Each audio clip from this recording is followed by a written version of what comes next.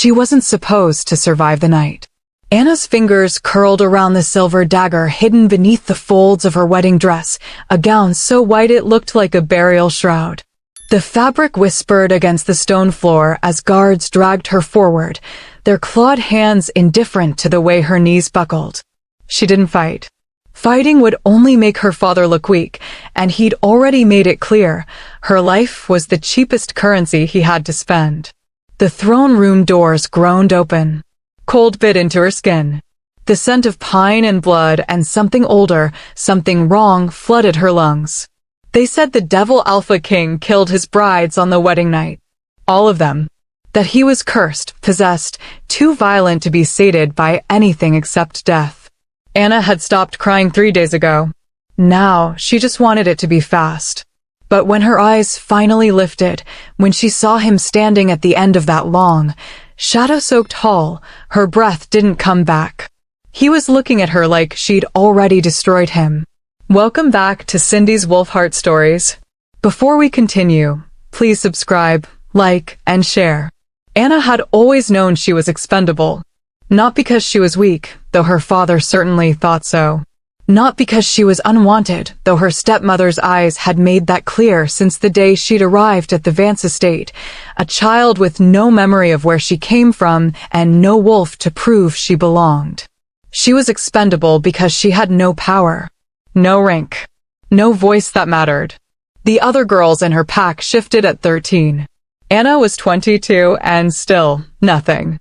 Just a hollow ache beneath her ribs where a wolf should have lived. Just the whispers that followed her through every hall, broken, wolfless, a stain on the bloodline. Her father never said it to her face, but she felt it every time he looked past her. Every time he pulled her half-sister, Leora, close and called her his precious moon.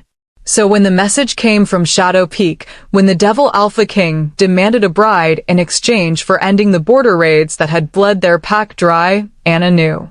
She knew before her father summoned her to study. She knew before Leora's tearful performance, clinging to their father's arm, begging him not to send her away.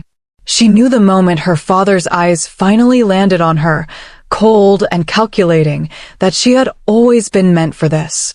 "You'll leave at dawn," he'd said. "The king has requested a bride of the Vance bloodline. You'll do. No blessing. No apology. Not even a goodbye. Just a dress delivered to her room in the dead of night, white silk, intricate lace, beautiful in the way that funeral flowers are beautiful, and a carriage that rattled her bones for 3 days straight through frozen woods that grew darker with every mile. The guards didn't speak to her. They barely looked at her. She was cargo, a treaty signed in flesh. But Anna had spent her whole life being invisible. She knew how to use it. The dagger had been easy to steal from the kitchen. Small, sharp, pure silver. She'd sewn a pocket into the inner lining of her dress herself, her stitches careful and tight. If the Devil King reached for her throat, she'd go for his heart first. She wasn't naive. She knew she wouldn't win. But she wouldn't die without a fight. The Shadow Peak territory was nothing like the stories. She'd expected ruins, blood-soaked streets, wolves mad with violence, barely leashed. Instead, the gates were carved from black stone and iron, impossibly tall, etched with symbols that seemed to shift in the torchlight. The city beyond was silent, not empty, but watchful. Wolves lined the streets as the carriage passed, their eyes glowing faintly in the dusk, their expressions unreadable. No one cheered. No one celebrated. They just watched her. Anna's hands trembled in her lap. She laced her fingers together, squeezed until the shaking stopped. She would not let them see her fear. Not yet. The castle loomed ahead, all sharp angles and shadowed towers, built into the mountainside itself. It looked less like a home and more like a wound carved into the rock, a place where warmth went to die. The carriage stopped. A woman appeared at the door, older, silver-haired, her face severe. She wore the black and crimson of the Shadow Peak court, her posture rigid with authority. "Out," she said. Anna obeyed. Her legs were stiff from days of travel, her body aching, but she forced herself to stand straight. to lift her chin. The woman's eyes raked over her, sharp, assessing, disappointed. "You're smaller than I expected." Anna said nothing. "My name is Marin. I serve as head of the king's household. You will address him as Your Majesty or Alpha King. You will not speak unless spoken to. You will not wander the halls without escort. And you will not, under any circumstances, attempt to leave." Her gaze hardened. "If you run, you'll be dragged back. If you fight, you'll be restrained. If you harm him..." Marin stepped closer, her voice dropping to something lethal. "You won't live long enough to regret it." Anna's throat tightened, but she nodded once. Marin studied her a moment longer, then turned sharply on her heel. "Follow." The castle interior was suffocating. Dark wood, darker stone, and everywhere, the scent of him. Pine and smoke and something feral, something that made the hair on the back of Anna's neck rise. It clung to the tapestries, the floors, the very air. A scent so strong it felt like being watched. Marin led her through a maze of corridors, past rooms with doors that seemed too heavy, too deliberate. Wolves in human form stood at attention in the halls, guards, she assumed, but their eyes followed her with something other than suspicion. Pity, maybe? Or hunger? She couldn't tell. They stopped in front of a set of double doors, carved with the image of a wolf mid-snarl, its eyes inlaid with something black and gleaming. "The ceremony begins in 1 hour," Marin said. "You'll be prepared." "Prepared?" Anna's voice came out hoarse. She hadn't spoken in days. Marin's expression didn't soften. "Bathed. Dressed. Scented.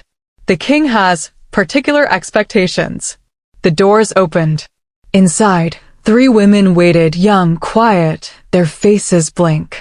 They moved toward her in unison, and Anna's instinct screamed at her to run. But there was nowhere to go. Marin stepped back. 1 hour, she repeated. The doors closed. And Anna was alone with strangers who began unlacing her dress before she could even breathe. The bathwater was too hot. Anna sat rigid in the copper tub, her arms wrapped around her knees, while the 3 women worked in eerie silence. They scrubbed her skin with soap that smelled of night-blooming flowers, jasmine, maybe, or something darker, and combed oil through her hair until it gleamed like polished wood. She wanted to ask them questions. What is he like? How did the others die? Will it hurt? But their faces were carefully empty, their movements mechanical, and Anna realized with a sick twist in her stomach that they'd done this before. How many brides had sat in the same tub? How many had worn the same numb expression she could feel settling over her own features? One of the women, the youngest, with dark eyes and a scar along her jaw, paused while drying Anna's hair. Their gazes met in the mirror. For just a moment, something flickered in the girl's expression. A warning, maybe, or sympathy. Then it was gone. They dressed her in something new. Not the travel-stained gown she'd arrived in, but something else entirely, a dress of deep crimson silk that clung to her body like a second skin before flowing to the floor in a pool of fabric that whispered with every movement. The neckline was cut low, the sleeves long and sheer. It was beautiful.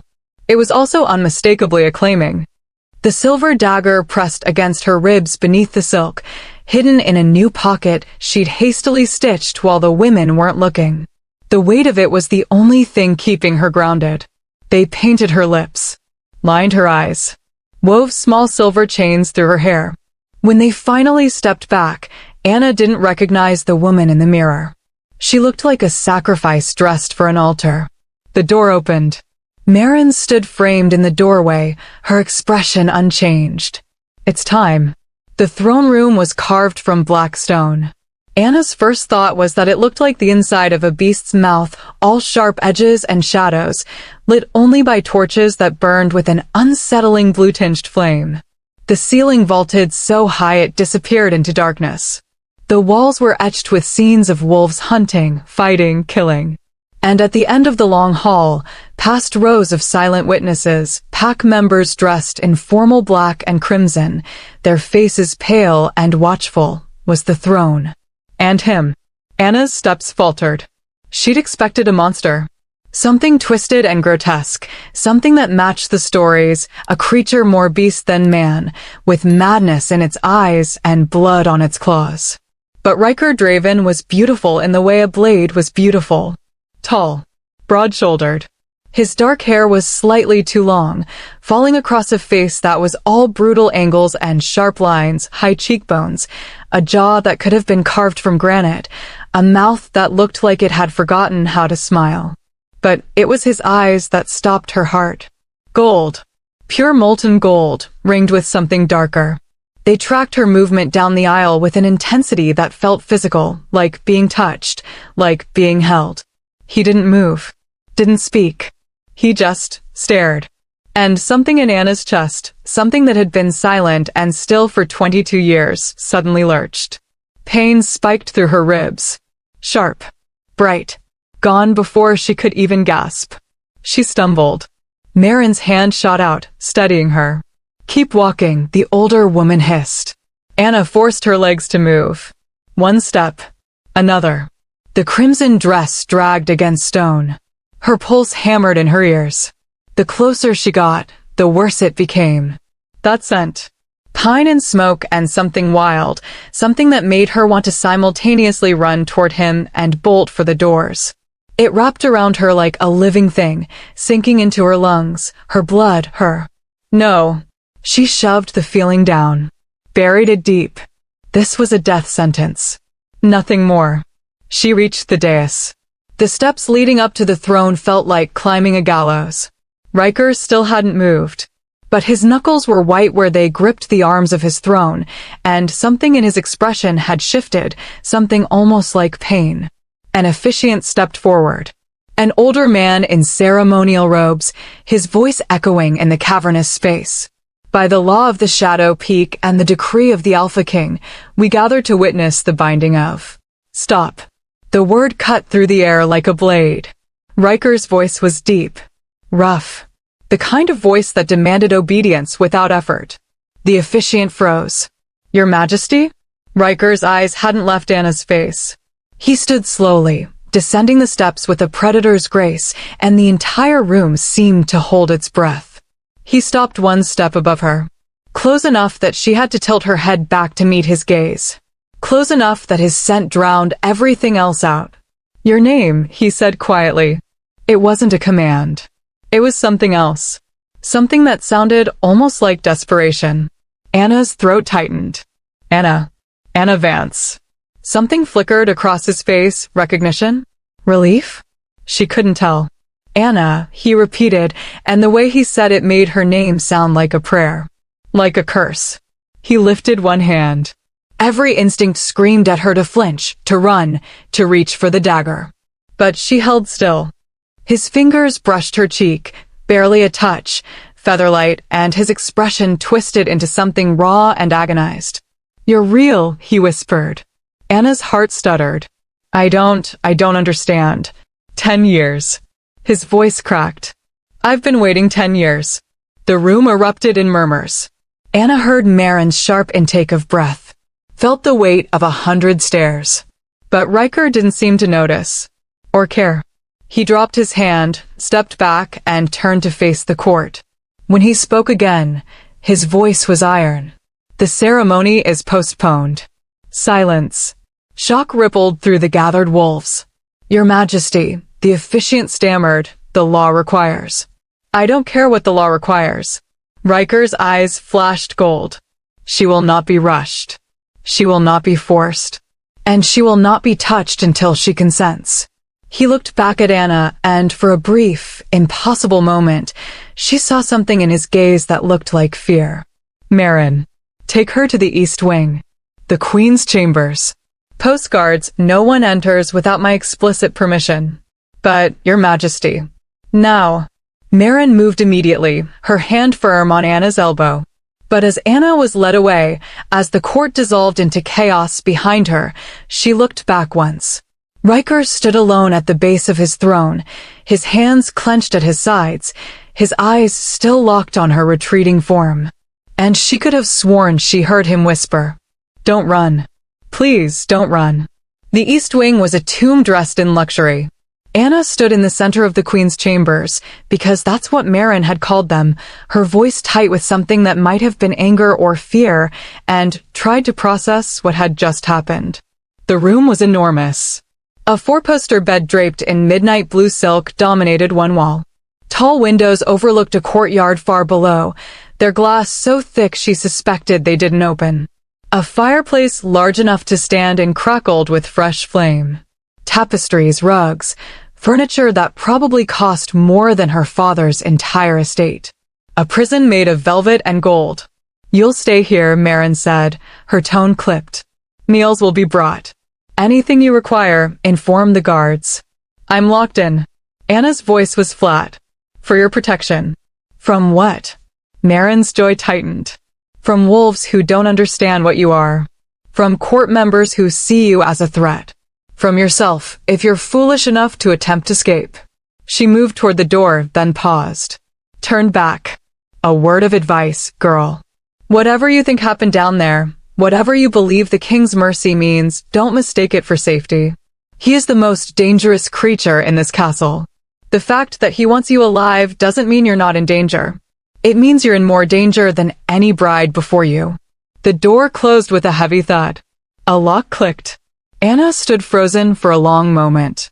Then her legs gave out, and she sank onto the edge of the bed, her hands shaking so badly she had to clench them in the silk of her dress. What just happened? He'd stopped the ceremony. He'd called it off in front of his entire court. He'd touched her face like she was something precious, something fragile, and he'd looked at her like she was the answer to a question she didn't know he'd been asking. 10 years. I've been waiting 10 years. What did that mean? Anna pressed her palm against her ribs, against the dagger hidden beneath the crimson silk. Her chest ached. That strange sensation from the throne room, that sharp, bright pain that had made her stumble, had faded, but the echo of it remained. Something was wrong with her. Or something was waking up. She stood abruptly, pacing to the windows. The courtyard below was empty save for 2 guards stationed at the entrance. Beyond the castle walls, she could see the dark line of the forest, the mountains rising like teeth against the night sky. She was trapped. And the Devil Alpha King had just claimed her as his own without even completing the binding ceremony. Anna closed her eyes, forcing herself to breathe, to think. She'd come here expecting death, expected violence, expected to use the dagger and pray it was fast. But this was worse, because now she didn't know what he wanted, and not knowing made her dangerous to herself. A sound made her spin. Not the door. Something else. A low, almost subsonic rumble that she felt in her bones before she heard it. It was coming from the walls. No, not the walls. From below the walls. Anna backed toward the center of the room, her heart racing. The sound grew louder, a growl, deep and resonant, like distant thunder. The flames in the fireplace flickered. The windows rattled faintly in their frames. Then, just as suddenly as it started, it stopped. Silence rushed back in. Anna's breath came in short gasps. She waited, every muscle tensed, but nothing else happened. What the hell was that? A knock at the door made her jump. "Miss Vance." A male voice, unfamiliar. "I'm leaving your dinner outside. Don't touch the door until I've stepped away." She heard footsteps retreating. Waited another minute. Then carefully, she approached the door. A tray sat on the floor just outside, covered dishes, a carafe of water, utensils wrapped in linen. She pulled it inside quickly, locked the door again. Her hands were still shaking. She didn't eat. Couldn't. Her stomach was twisted too tight, her mind spinning too fast. Instead, she returned to the bed, pulled the dagger free, and laid it on the nightstand where she could reach it. Then she sat with her back against the headboard, her knees drawn up, and waited for anything to make sense. She must have dozed. Because when her eyes snapped open, the fire had burned low and moonlight streamed through the windows in silver bars. And someone was standing at the foot of her bed. Anna's hand shot toward the dagger. "Don't." Riker's voice. Low. Rough. Almost broken. He stood perfectly still, his hands raised slightly, his eyes glowing faintly in the darkness. "I'm not here to hurt you," he said quietly. Anna's fingers wrapped around the hilt of the dagger anyway. "Then why are you here?" "Because I can feel you." His voice dropped to something raw. "Every breath, every heartbeat, every moment of fear. And it's driving me insane." He took a single step closer, and Anna saw it then, the barely leashed violence in the set of his shoulders, the tension in his jaw. He looked like a man at war with himself. "I told myself I'd stay away," he continued. "That I'd give you time, space. But you don't understand, I can't. I've tried. For hours, I've tried, and I can't. You're not making sense. You're my mate." The words hit her like a physical blow. Anna's grip on the dagger tightened. "That's impossible." "I know." A bitter laugh escaped him. "Believe me, I know how impossible it sounds. But the moment you walked into that throne room, my wolf, the thing that's been tearing me apart for a decade, went silent. For the first time since I was cursed, I could breathe." He pressed a hand to his chest, his expression agonized. "You're the key. The answer. The only thing standing between me and complete madness. And I know that's not fair, I know you didn't ask for this, but I need you to understand what you are to me." Anna shook her head slowly. "I don't have a wolf. I can't be anyone's mate." "You do." His voice was certain. "Absolute. You have a wolf. I can smell her on you. She's just hidden, suppressed. I don't know why, but she's there, Anna. And she knows me." "You're insane." "Yes." He didn't deny it. "I probably am. But that doesn't make this less real." He took another step forward, and this time Anna raised the dagger between them. "Stop." He froze. His eyes dropped to the silver blade, and something like pain flickered across his face. "You think I'm going to hurt you," he said quietly. "Every story says you will." "I know." His hands clenched at his sides. "I know what they say about me, and most of it is true. I am violent. I am dangerous. I've killed more wolves than I can count. But I have never harmed a woman who didn't try to kill me first. The brides were sent by enemy packs as assassins." His voice turned cold. "Each one. Poison. Spelled blades. One even tried to slit my throat while I slept. They died because they were weapons, not wives." Anna's hand trembled. "How do I know you're telling the truth?" "You don't." He met her eyes, and the honesty in his gaze was brutal. "You have no reason to trust me. No reason to believe anything I say. So I'm not going to ask you to." He backed toward the door. "But I need you to stay. Just stay. Don't run. Don't try to leave.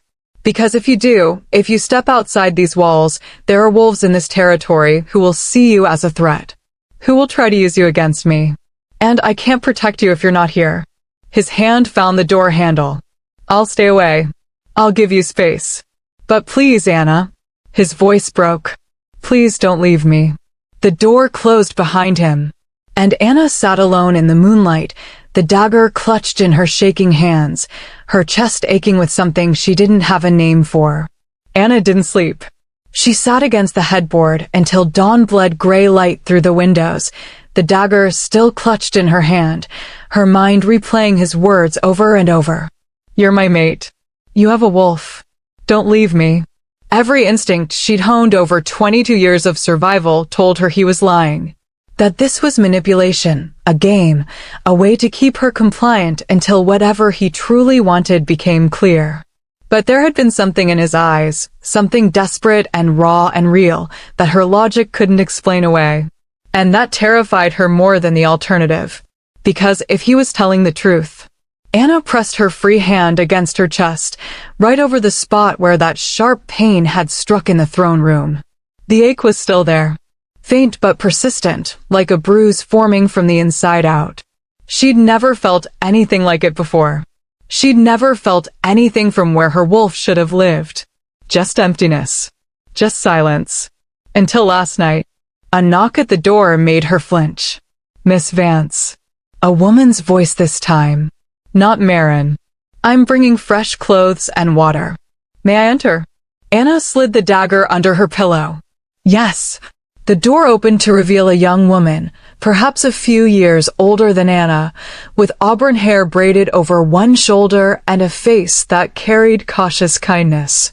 She balanced a bundle of clothing in her arms and a pitcher of steaming water on a tray. "My name is Iris," she said softly, setting everything on a table near the fireplace. "I'll be attending to your needs while you're here." "I'm a prisoner," Anna said flatly. "You can say it." Iris's hands stilled. She turned, and for a moment, Anna saw something complicated in her expression, pity mixed with understanding. "You're a bride in waiting," Iris corrected gently, "which, in this court, amounts to nearly the same thing." She gestured to the clothes. Fresh linens. A riding dress, a day gown, and a cloak. "His Majesty requested you have options." "How thoughtful." The bitterness in Anna's voice surprised even her. Iris didn't react. She simply moved to the fireplace, stirring the coals and adding fresh wood. "I'll be honest with you, Miss Vance. Most of us didn't think the king would go through with another ceremony. After the last three, well, there was talk of refusing any more treaties that required a bride." Anna's stomach tightened. What happened to them? The truth. Iris was quiet for a long moment. When she spoke, her voice was careful. The first was from the Crescent Falls pack. Beautiful. Trained in seduction and assassination both. She made it 2 days before she tried to poison his wine. He executed her himself in front of the entire court.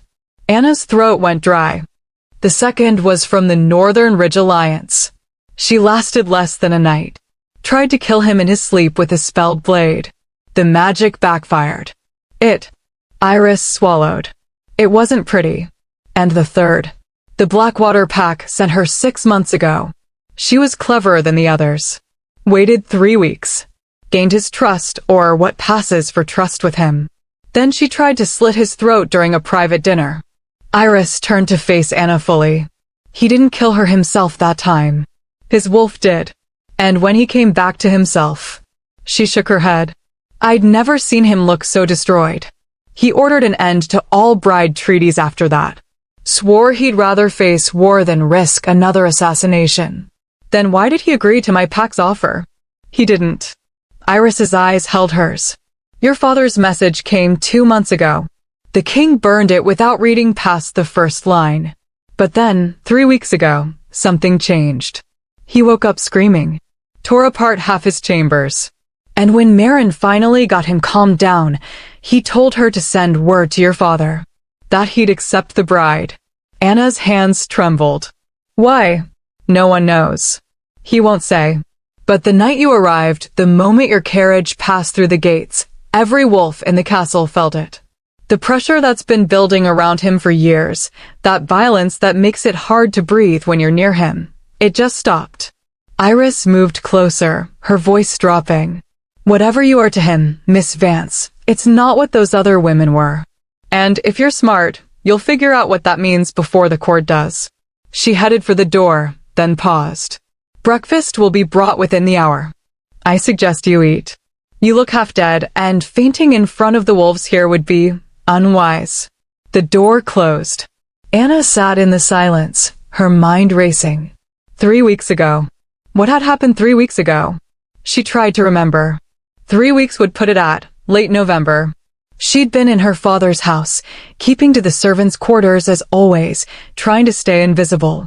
There had been a storm. A bad one. She remembered because the wind had torn part of the roof off the stables, and she'd spent the night helping repair it in the freezing rain. She'd gotten sick after. Fever. Chills. Delirious dreams she couldn't quite remember. And when she'd woken up 3 days later, weak and disoriented, her father had been standing over her bed with an expression she'd never seen before. Almost like he was seeing her for the first time. 2 days after that, he'd told her about the Devil King's acceptance. Anna pressed her palms against her eyes. Coincidence. It had to be coincidence. Except she didn't believe in coincidences anymore. She forced herself to eat when breakfast came. Bread. Cheese. Fruit that tasted too sweet. Her stomach rebelled, but she choked it down anyway. Iris was right, she needed strength, even if she didn't know what she'd need it for yet. After, she washed with the water Iris had left. Changed into the riding dress, dark green wool, practical, with boots that actually fit. The fabric was finer than anything she'd owned before, and it made her feel like she was wearing someone else's skin. She braided her hair, splashed cold water on her face, stared at herself in the mirror and barely recognized the woman looking back. She looked like she belonged here. That thought made her want to scream. A heavy knock rattled the door. "Miss Vance." A male voice. Gruff. "His Majesty requests your presence in the north courtyard." Anna's pulse spiked. "Why?" He didn't say. "You have 10 minutes. Footsteps retreated. Anna stood frozen, her mind spinning through possibilities. This could be a trap. A test. An execution dressed up as a request. But she was already trapped. Already at his mercy. And despite everything, despite the fear and the confusion and the absolute insanity of her situation, a small, traitorous part of her wanted to see him again. Wanted to know if that look in his eyes had been real. She retrieved the dagger from under her pillow. Hesitated. Then tucked it into her boot instead of the dress. Easier to reach if she needed it. When she opened the door, 2 guards waited. They didn't speak, just gestured for her to follow. The walk through the castle felt different in daylight. Less oppressive, but no less dangerous. Wolves watched from doorways and alcoves, their gazes tracking her movement with predatory focus. She heard whispers that cut off when she got too close. Didn't even complete the ceremony. Thinks she's different. How long until she tries? Anna kept her chin up, her expression blank. She'd had practice at this. At being watched. At being judged. She just never thought it would be by creatures who could literally tear her apart. The guards led her through a side passage and out into cold morning air. The north courtyard was smaller than the main one. Enclosed by high walls, with a single gate leading to what looked like a training ground beyond. The stones were worn smooth by centuries of use. And in the center, waiting with his back to her, was Riker. He'd changed since last night. Gone was the formal attire, replaced by simple black combat leathers and a fitted shirt that did nothing to hide the raw power in his frame. His dark hair was tied back, and even from across the courtyard, Anna could see the tension in his shoulders. He turned as she approached. The impact of his gaze hit her like a physical thing. Gold eyes locked onto hers with an intensity that made her breath catch. For a moment, neither of them moved. Then Riker gestured to the guards. "Leave us. Your Majesty. Leave." They obeyed instantly.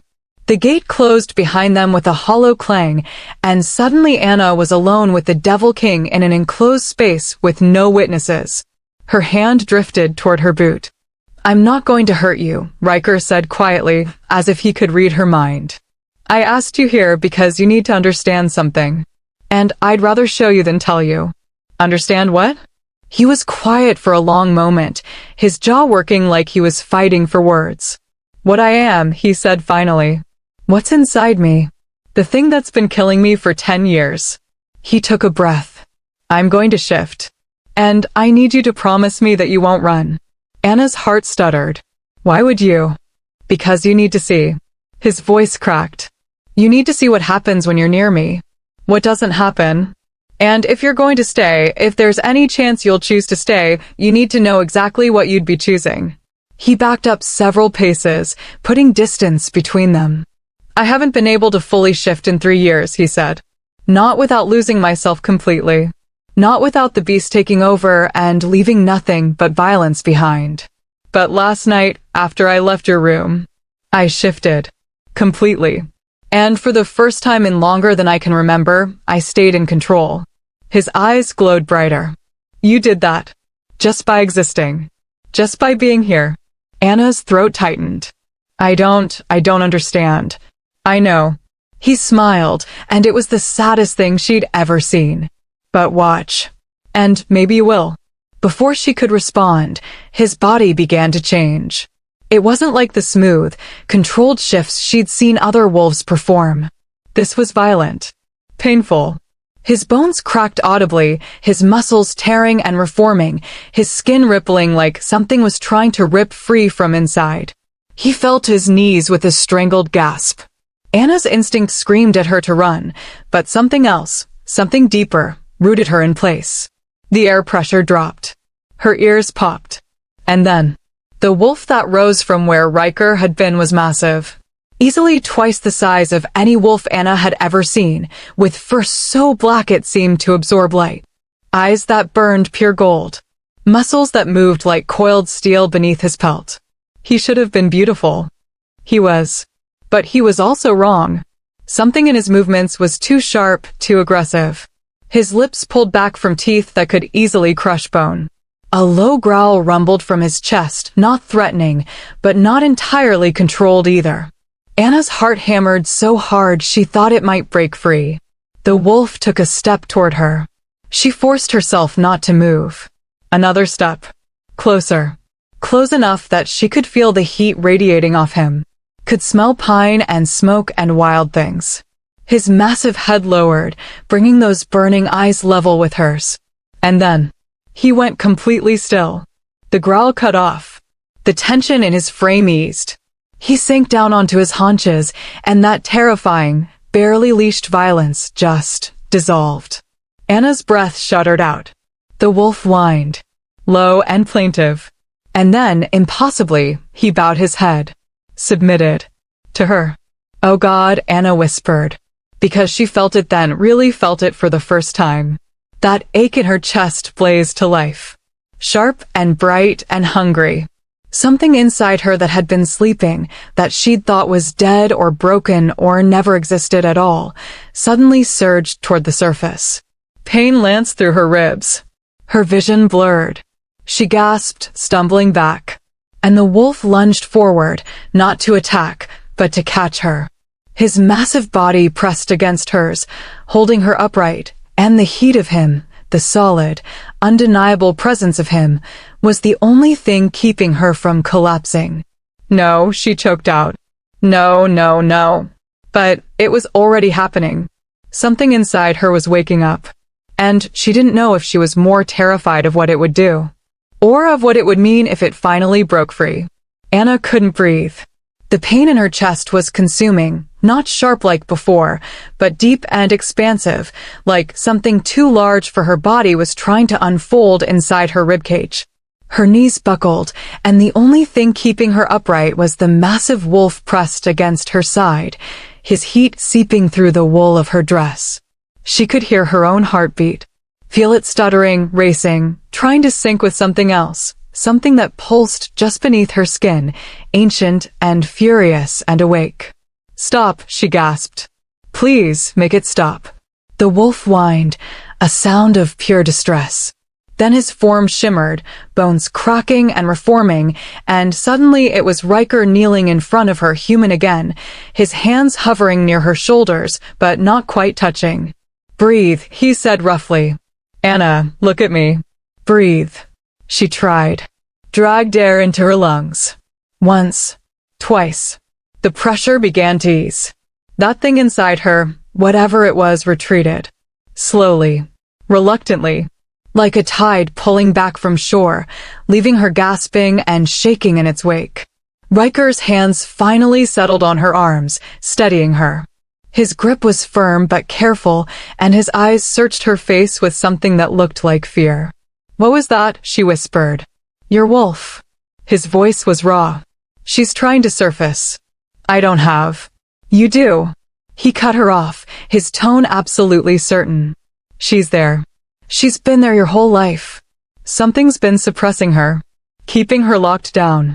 But being near me, near my wolf, it's breaking whatever chains are holding her back. Anna shook her head, even as her body trembled with the truth of his words. Because she'd felt it. That presence. That foreign consciousness pressing against the inside of her skull, trying to claw its way out. I can't, she said. I don't know how. I know. Riker's thumbs traced small circles on her arms, the gesture probably meant to be soothing, but all it did was make her more aware of everywhere he was touching her. I know it's terrifying. But Anna, listen to me, this is good. Whatever was done to you, whatever's been holding her back, it's failing. You're not broken. You never were. She looked up at him, and the conviction in his eyes made something crack open in her chest. Why does it hurt? She asked quietly. His expression softened. Because she's been caged for too long. Because she's angry and confused and desperate to be free. And because... He hesitated. Because she recognizes my wolf. She knows what we are to each other, even if you don't believe it yet. Anna pulled back, and he let her go immediately. She wrapped her arms around herself, trying to hold the trembling at bay. This is insane, she said. All of this. I came here expecting to die, and instead you're telling me I have a wolf that's been dormant for 22 years, and that you're my mate, and that somehow just existing near you is breaking some kind of magical suppression I didn't even know was there. I know how it sounds. Do you? She laughed, and it came out sharp and bitter. Because from where I'm standing, this feels like a very elaborate form of torture. Riker flinched like she'd struck him. They stood in silence for a long moment. The morning sun had fully risen now, casting long shadows across the courtyard. Somewhere beyond the walls, she could hear the sounds of the castle coming to life, voices, movement, the everyday rhythm of a pack that had learned to function around its volatile king. I should take you back, Riker said finally. His voice was carefully controlled now, his expression locked down. You need rest. And I need to, he cut himself off, his jaw tightening. I need to put some distance between us before I do something stupid. Like what? His eyes snapped to hers, and the hunger in them made her breath catch. Like beg you to give me a chance, he said quietly. Like ask you to touch me again. Like tell you that having you this close and not being able to hold you is the worst kind of torture I've ever experienced, and I've experienced quite a lot. Anna's heart kicked against her ribs. You're a stranger, she whispered. I know. I don't trust you. I know that too. And I still have a dagger in my boot. His mouth curved into something that might have been a smile if it had reached his eyes. I'm aware. You shifted your weight 3 times in the last minute. You do that when you're reminding yourself it's there. He'd been watching her that closely. The thought should have frightened her. Instead, it made heat crawl up her spine. I'm taking you back now, Riker said, and his voice had gone rough again. Because if I don't, I'm going to kiss you. And you're not ready for that. And I refuse to take anything from you that you're not freely offering.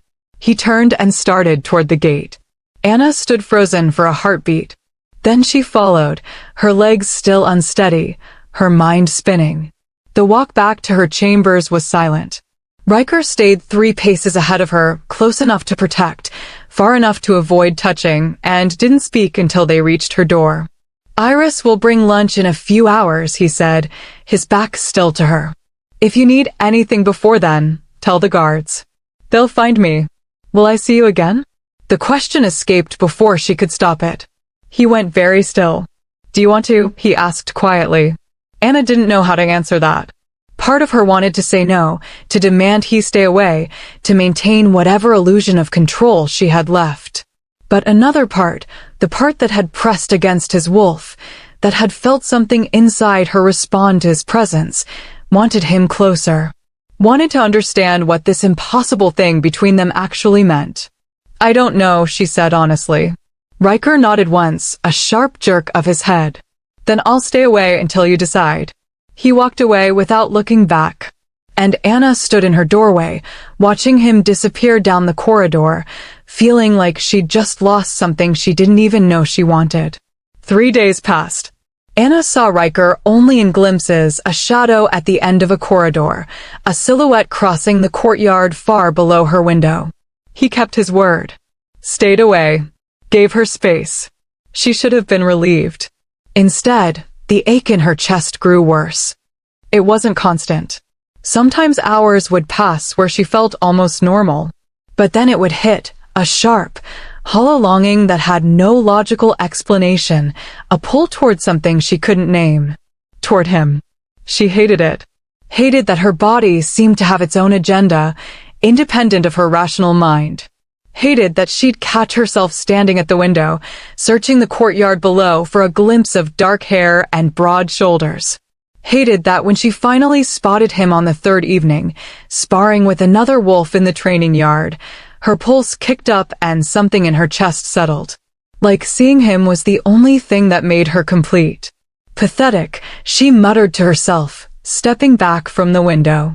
What is? Anna spun. Iris stood in the doorway with fresh linens, an apologetic smile on her face. Sorry. Knocked twice. You didn't hear. I was. Anna trailed off.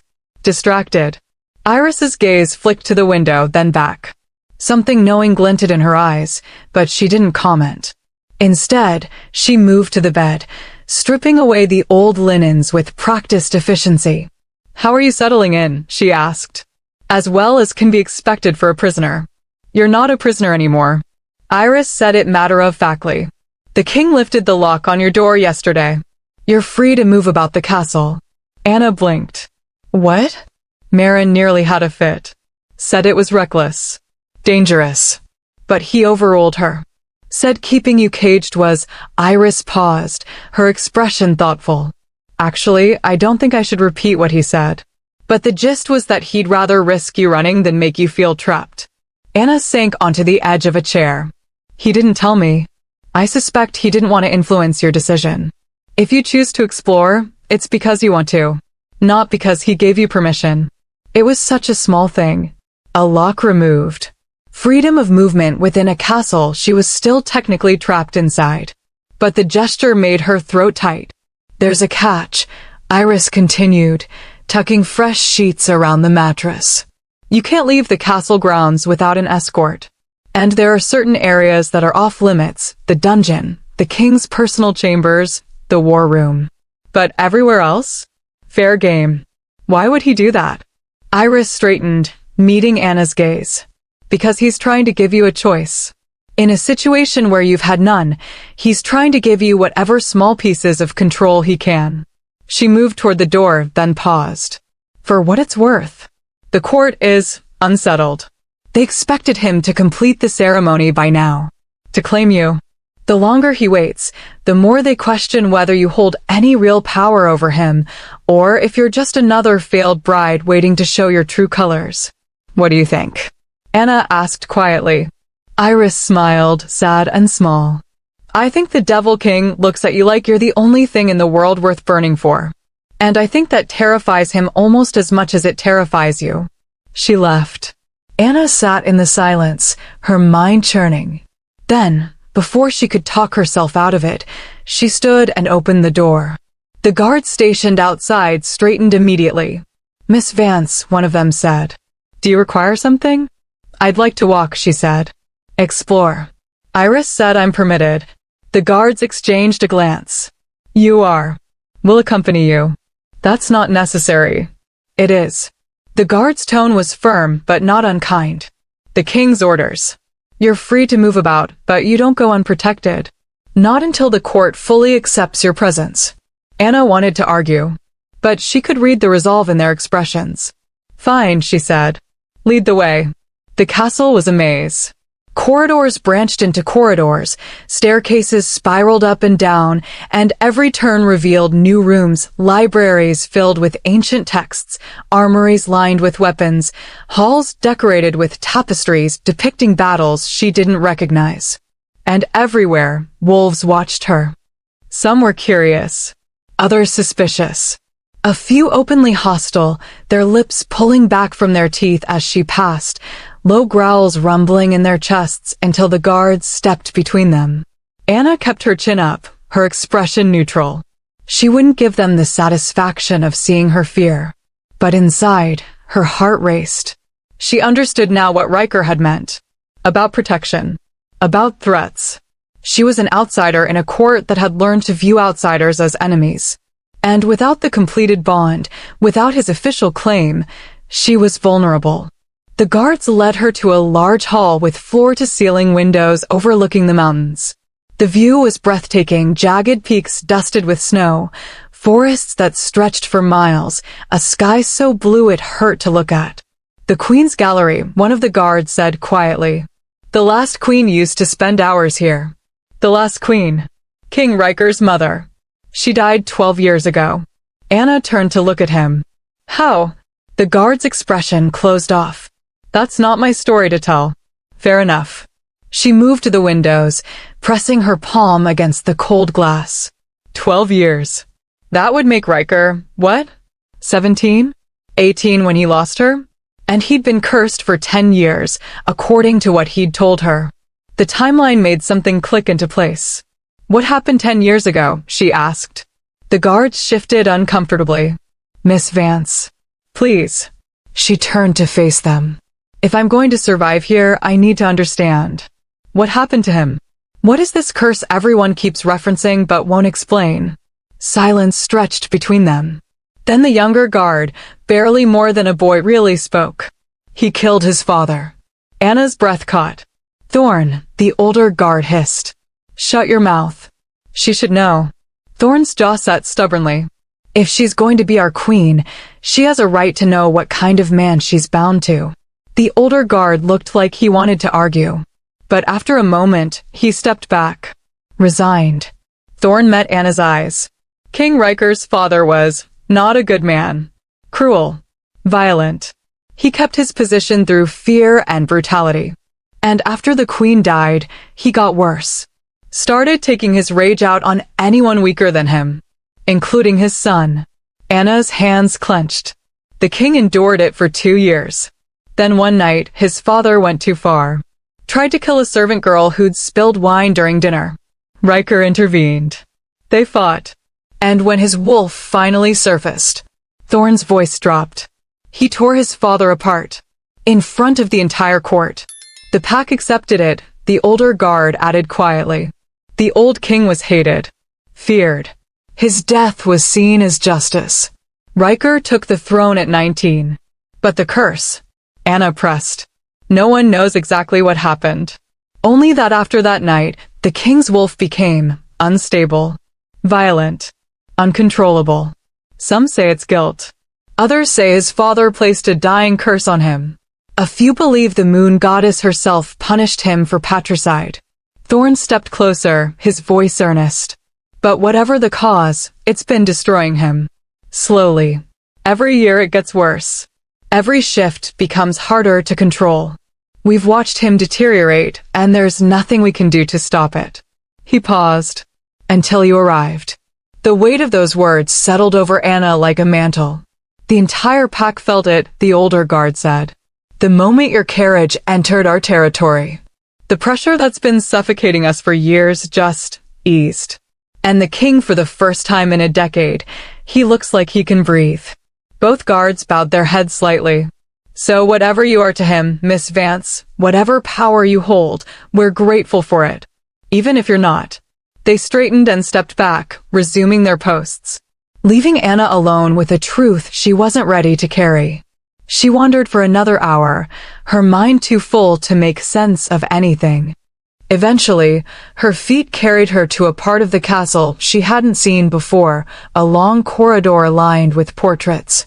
Kings and queens stretching back centuries, their painted eyes following her as she passed. She stopped in front of the most recent edition. A woman with dark hair and kind eyes, wearing a crown of silver and moonstone. Beautiful. Regal. Sad. Queen Lina Draven. Beloved mother. Taken too soon. She would have liked you. Anna spun. Riker stood at the far end of the corridor, his hands in his pockets, his expression carefully neutral.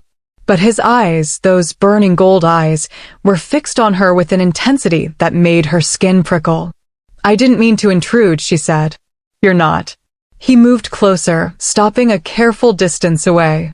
This gallery is open to everyone, especially those who might one day add their portrait to the wall. The implication hung between them. Anna looked back at the painting. What was she like? Strong. Compassionate. The kind of queen who could silence a room with a look, but who also sat with the sick and held the grieving. His voice softened. She kept my father in check. When she died, there was no one left to temper his darkness. I'm sorry, Anna said quietly. So am I. They stood in silence, side by side but not touching, looking at the ghost of a woman who might have prevented everything that came after. The guards told me, Anna said. About what happened. About the curse. Riker went very still. All of it. Enough. He was quiet for a long moment. When he spoke, his voice was rough. Do you think less of me? Now that you know I'm a patricide. Anna considered the question. Considered the man standing beside her, the one who'd given her freedom when he could have kept her caged, who'd stayed away when she asked, who looked at her like she was something precious even as he kept himself carefully distant. No, she said. I think you did what you had to do. And I think you've been punishing yourself for it ever since. His breath shuddered out. You're not what I expected, he said quietly. Neither are you. He turned to look at her then, and the raw vulnerability in his expression made her chest ache. Anna. A howl split the air. Urgent. Panicked. Coming from somewhere outside the castle. Riker's entire demeanor changed in an instant, from vulnerable man to lethal alpha. His eyes flashed gold, his body going taut. Stay here, he ordered. Then he was gone, moving with inhuman speed down the corridor. And Anna was left standing alone in front of a dead queen's portrait, her heart pounding, wondering what fresh nightmare had just begun. Anna didn't stay. Every instinct of self-preservation told her to return to her chambers, to lock the door, to wait for someone to tell her what was happening. But something else, something that felt less like logic and more like the thing stirring beneath her ribs, pulled her forward. She followed the echo of Riker's footsteps, the guards scrambling to keep pace behind her. Through corridors that blurred together, down a staircase that opened into the main hall, and finally out into the courtyard where chaos had erupted. Wolves were everywhere. Shifted and human both, their voices raised in a cacophony of orders and panic. The scent of blood hung heavy in the cold air. Anna pushed through the crowd, ignoring the guards' protests, until she could see what had caused the commotion. A wolf lay in the center of the courtyard, his gray fur matted with blood. Human now, a young man, maybe 19 or 20, his chest heaving with labored breaths. 3 others knelt beside him, trying to stanch wounds that looked like they'd been made by claws. And standing over them all, his expression carved from stone, was Riker. Talk, he said. His voice was dead calm, which somehow made it more terrifying. The wounded wolf coughed, blood flecking his lips. Border, patrol. He gasped, his body convulsing. Ambush. They came from the eastern ridge. At least 20. What pack? Don't know. No markings. But they weren't trying to breach the territory. They were another spasm of pain. They were looking for something. Someone. Kept asking if we'd taken in a... His eyes found Anna across the courtyard. And the pieces clicked into place with sickening clarity. A bride, Riker finished, his voice dropping to something lethal. They were asking about her. The wounded wolf nodded weakly. The entire courtyard went silent. Every eye turned to Anna. Some confused. Others accusing. A few openly hostile. You brought them here, someone hissed from the crowd. You led enemies to our territory. Enough. Riker's word cracked like a whip. Get Brennan to the healer. Now. The rest of you, I want patrols doubled on all borders. No one enters or leaves without my explicit permission. Wolves moved immediately, lifting the wounded man with careful hands. The crowd began to disperse, but the whispers didn't stop. Riker's gaze found Anna's across the space between them, and the look in his eyes made her stomach drop. Not anger. Worse. Fear. He crossed to her in 3 strides, his hand closing around her wrist, gentle but immovable. Inside, he said quietly, Now. He didn't take her back to her chambers. Instead, he pulled her through a side entrance, up a narrow staircase she hadn't seen before, and into a room at the top of the North Tower. It was clearly his. Sparse but lived in, with a massive bed covered in dark furs, a desk buried under maps and correspondence, and weapons mounted on every available wall. The scent of him, pine and smoke, and something wild saturated every surface. Riker released her wrist the moment they were inside, putting immediate distance between them. He moved to the window, his shoulders rigid, his hands clenched at his sides. They know you're here, he said. It wasn't a question. Anna's throat tightened. Who? I don't know yet. But someone sent wolves to my border specifically looking for a bride. That's not random. That's not coincidence. He turned to face her, and the intensity in his gaze pinned her in place. Someone wanted to make sure you made it here. Or someone wants you back. My father wouldn't. Your father sold you to me without hesitation. You think he wouldn't sell information about you to someone else if the price was right? The words hit like a slap. Because he was right. Her father had proven exactly how much she was worth to him.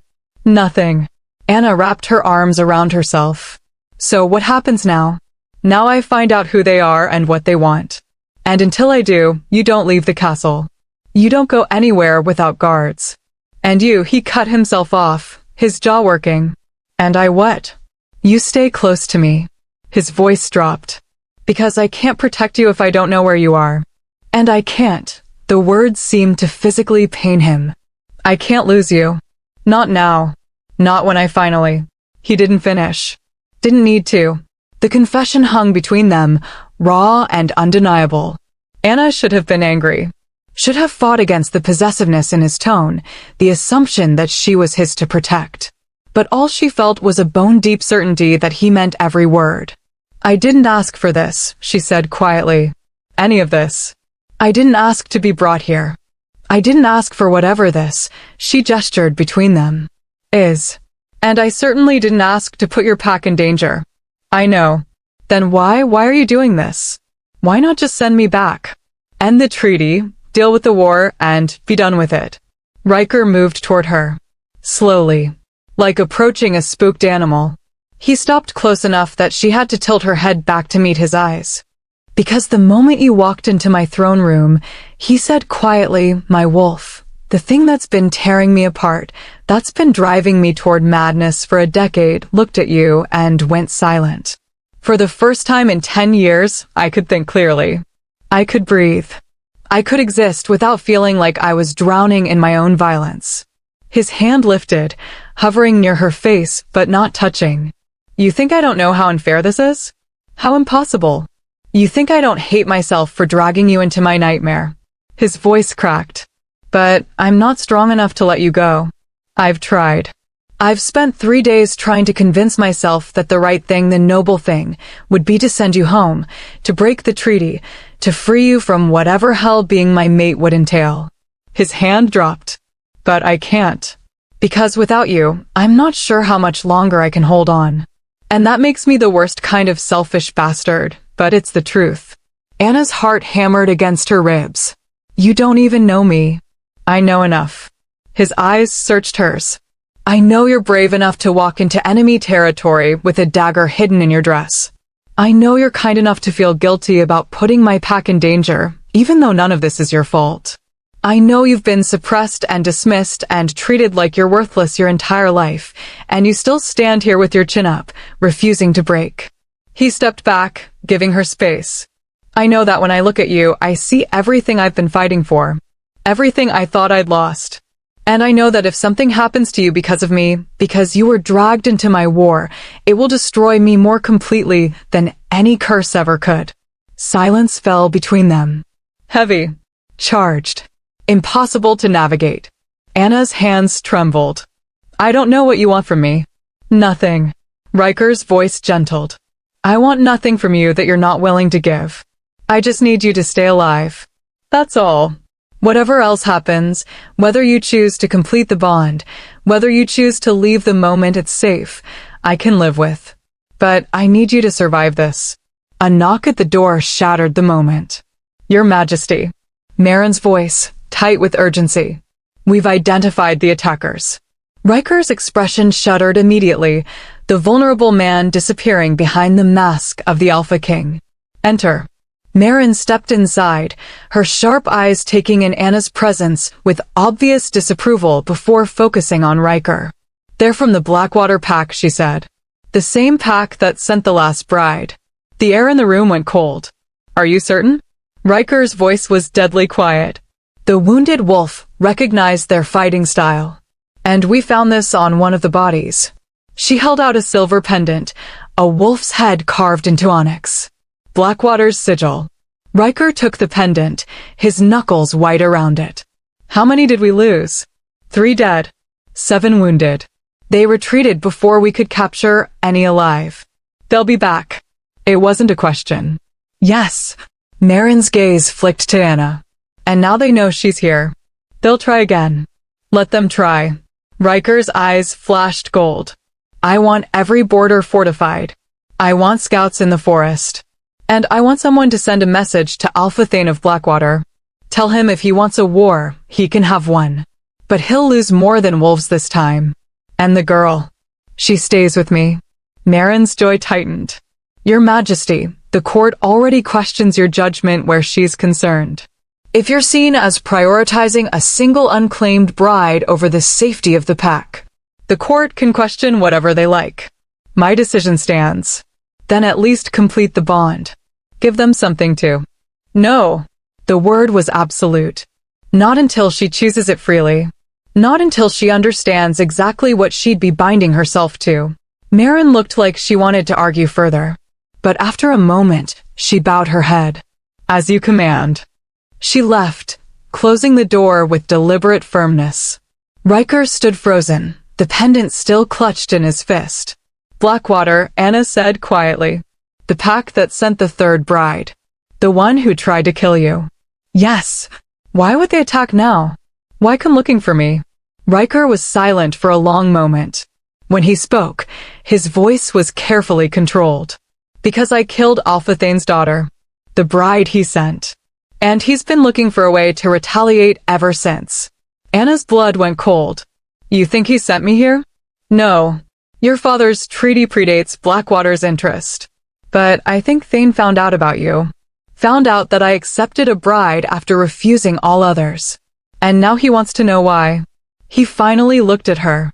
You're not just a bride to him, Anna. You're leverage. Proof that I have a weakness. And he'll do everything in his power to exploit it. Riker insisted she stay in his chambers that night. Not with him. He made that abundantly clear. He'd sleep elsewhere, post guards, give her privacy. But her original room was too exposed, too vulnerable, and until he knew the full scope of Blackwater's plan, he wanted her somewhere he could defend. Anna was too exhausted to argue. She stood at the window of his tower room, watching the sun sink behind the mountains, painting the snow crimson and gold. Below, the castle had transformed into a fortress. Patrols moved in coordinated patterns. Wolves shifted and ran the perimeter. The training yard blazed with torchlight as warriors drilled late into the evening. They were preparing for war. Because of her. The guilt sat like a stone in her stomach. A soft knock made her turn. Iris entered carrying a tray of food and fresh clothes. His Majesty thought you might be hungry, she said gently. Anna wasn't. But she nodded anyway. Thank you. Iris set everything on the desk, then hesitated. May I speak freely? Please. The court is divided. Half believe you're innocent, that you couldn't have known Blackwater would use your arrival as an opportunity to strike. The other half think you're a spy, that you were sent here specifically to weaken the king. And what do you think? Iris met her gaze steadily. I think you're terrified. I think you're in over your head.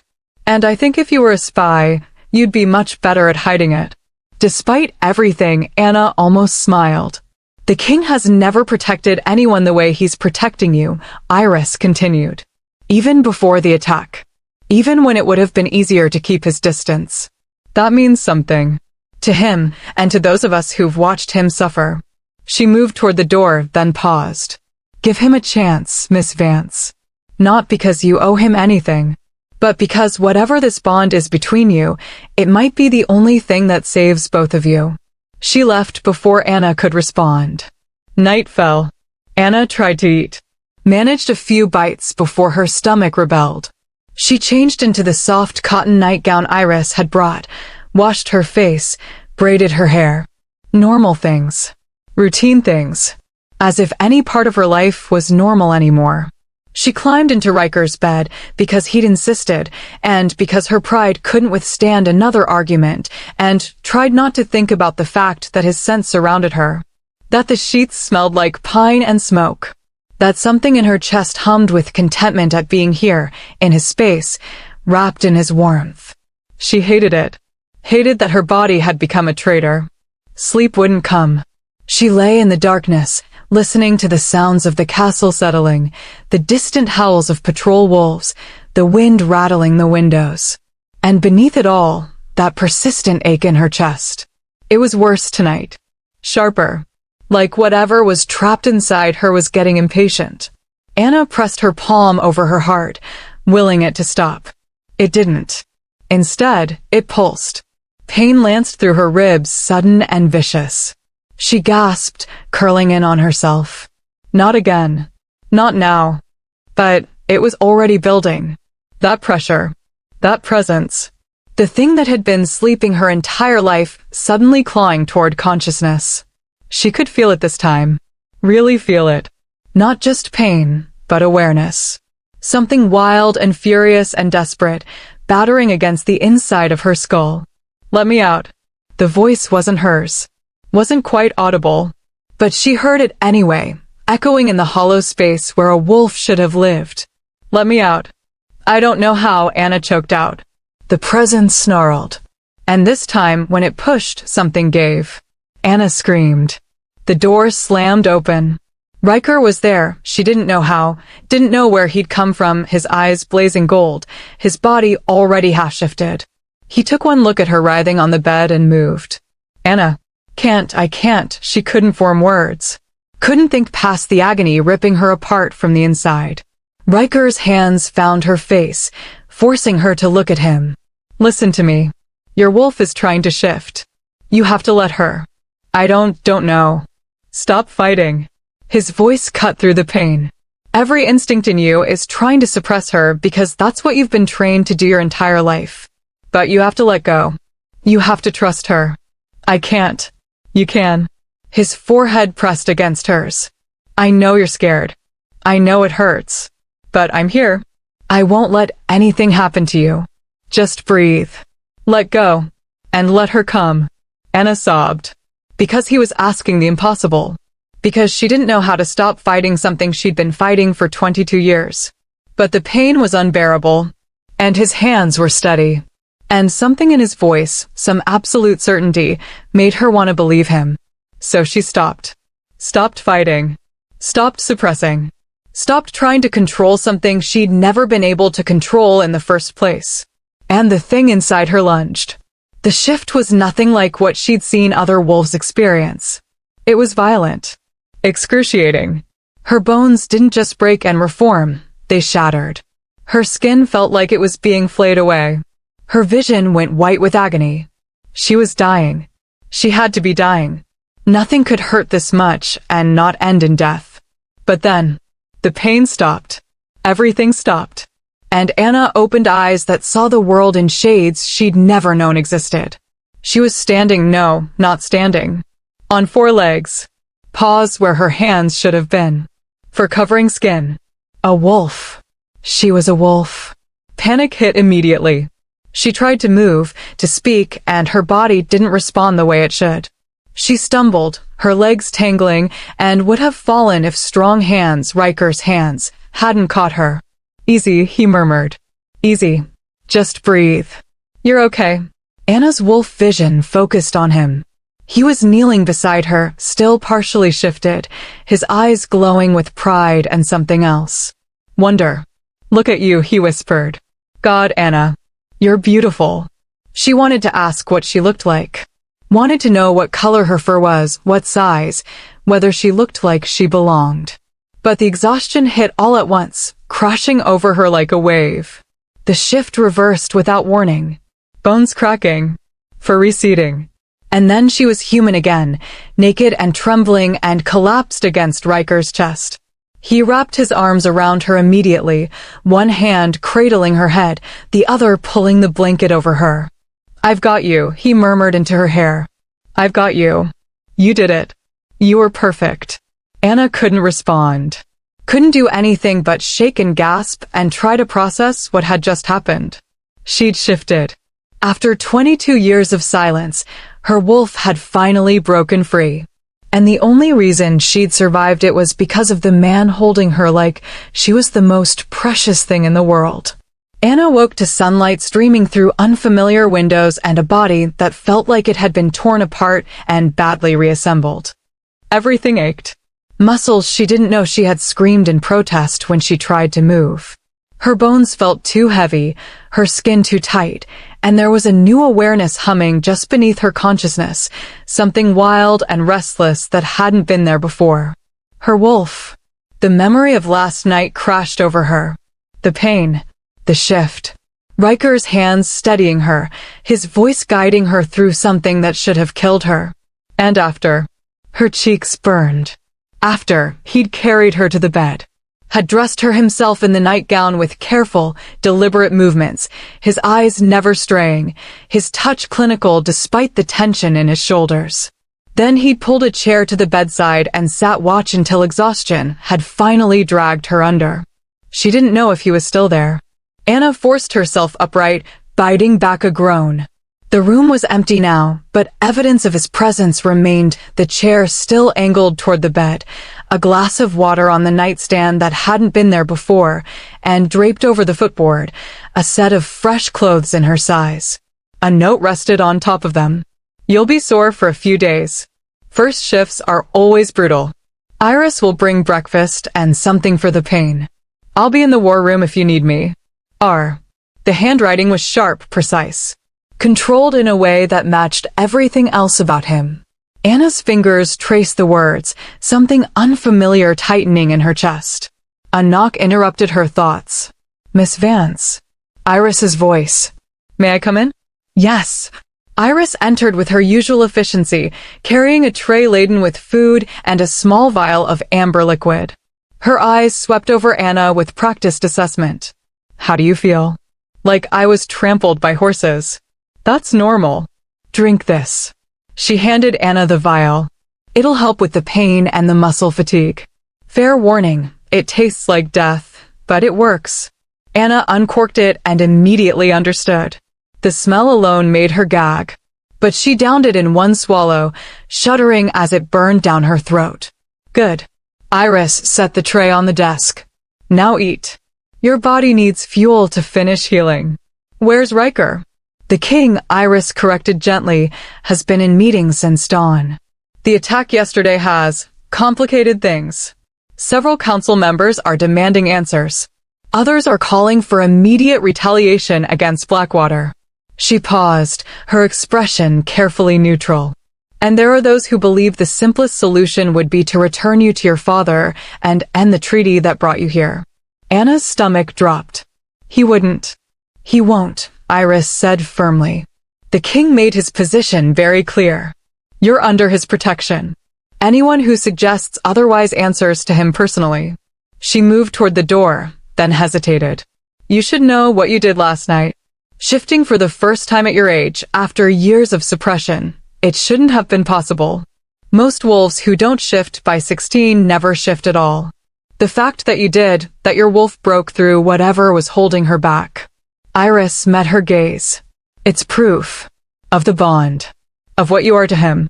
The court can't deny it now. What if I don't want them to know? The words escaped before Anna could stop them. What if I'm not ready for, whatever that means? Iris's expression softened. Then you tell the king that. And he'll find a way to protect you from the expectations that come with being his mate. But Miss Vance, Anna, you can't hide what you are forever. Especially not now that your wolf is awake. She left, closing the door with a soft click. Anna sat in the silence, her hand pressed against her chest where that new presence hummed. Her wolf. Still quiet, still exhausted from last night, but there. Undeniably real. A part of her she'd never thought she'd have. And the only reason she had it was because of him. She dressed slowly, her muscles protesting every movement. The clothes Riker had left were practical, soft leather pants, a fitted tunic in deep gray, boots that laced to her knees. Clothing designed for movement, for comfort. For someone who might need to run. The thought sent a chill down her spine. Was that what she should do? Run? Blackwater was hunting her. The court was divided over her presence. And every moment she stayed put Riker and his pack in more danger. But even as the thought formed, something in her chest snarled in rejection. Her wolf, refusing to leave. Anna pressed her fingers to her temples. This is insane. A knock, different this time. Heavier. More authoritative. Miss Vance. I need to speak with you. Marin's voice. Anna's joy tightened. Come in. The older woman entered with her usual rigid posture, her sharp eyes taking in Anna's appearance with obvious disapproval. You shifted last night. Not a question. Yes. The entire castle felt it. The power surge was significant. Marin's lips pressed into a thin line. The king has ordered me to begin your training immediately. Training? You have a wolf now. That makes you dangerous to yourself and others until you learn control. You'll train every morning in the East Courtyard. Combat. Shifting exercises. Pack protocol. I didn't agree to. You don't have a choice. Marin's tone was iron. You're living in a castle full of predators who are looking for any excuse to see you as weak. The king can't protect you every moment. So you'll learn to protect yourself. She turned toward the door, then paused. For what it's worth, girl, I don't think you're a spy. I think you're an overwhelming complication that the king doesn't need right now. But he's chosen you. And that means I'll do everything in my power to keep you alive, even if you make it exceptionally difficult. Why? Anna demanded. Why does everyone keep acting like I'm something precious when 3 weeks ago I was nobody? Marin's expression shifted, something almost like pity flickering across her features.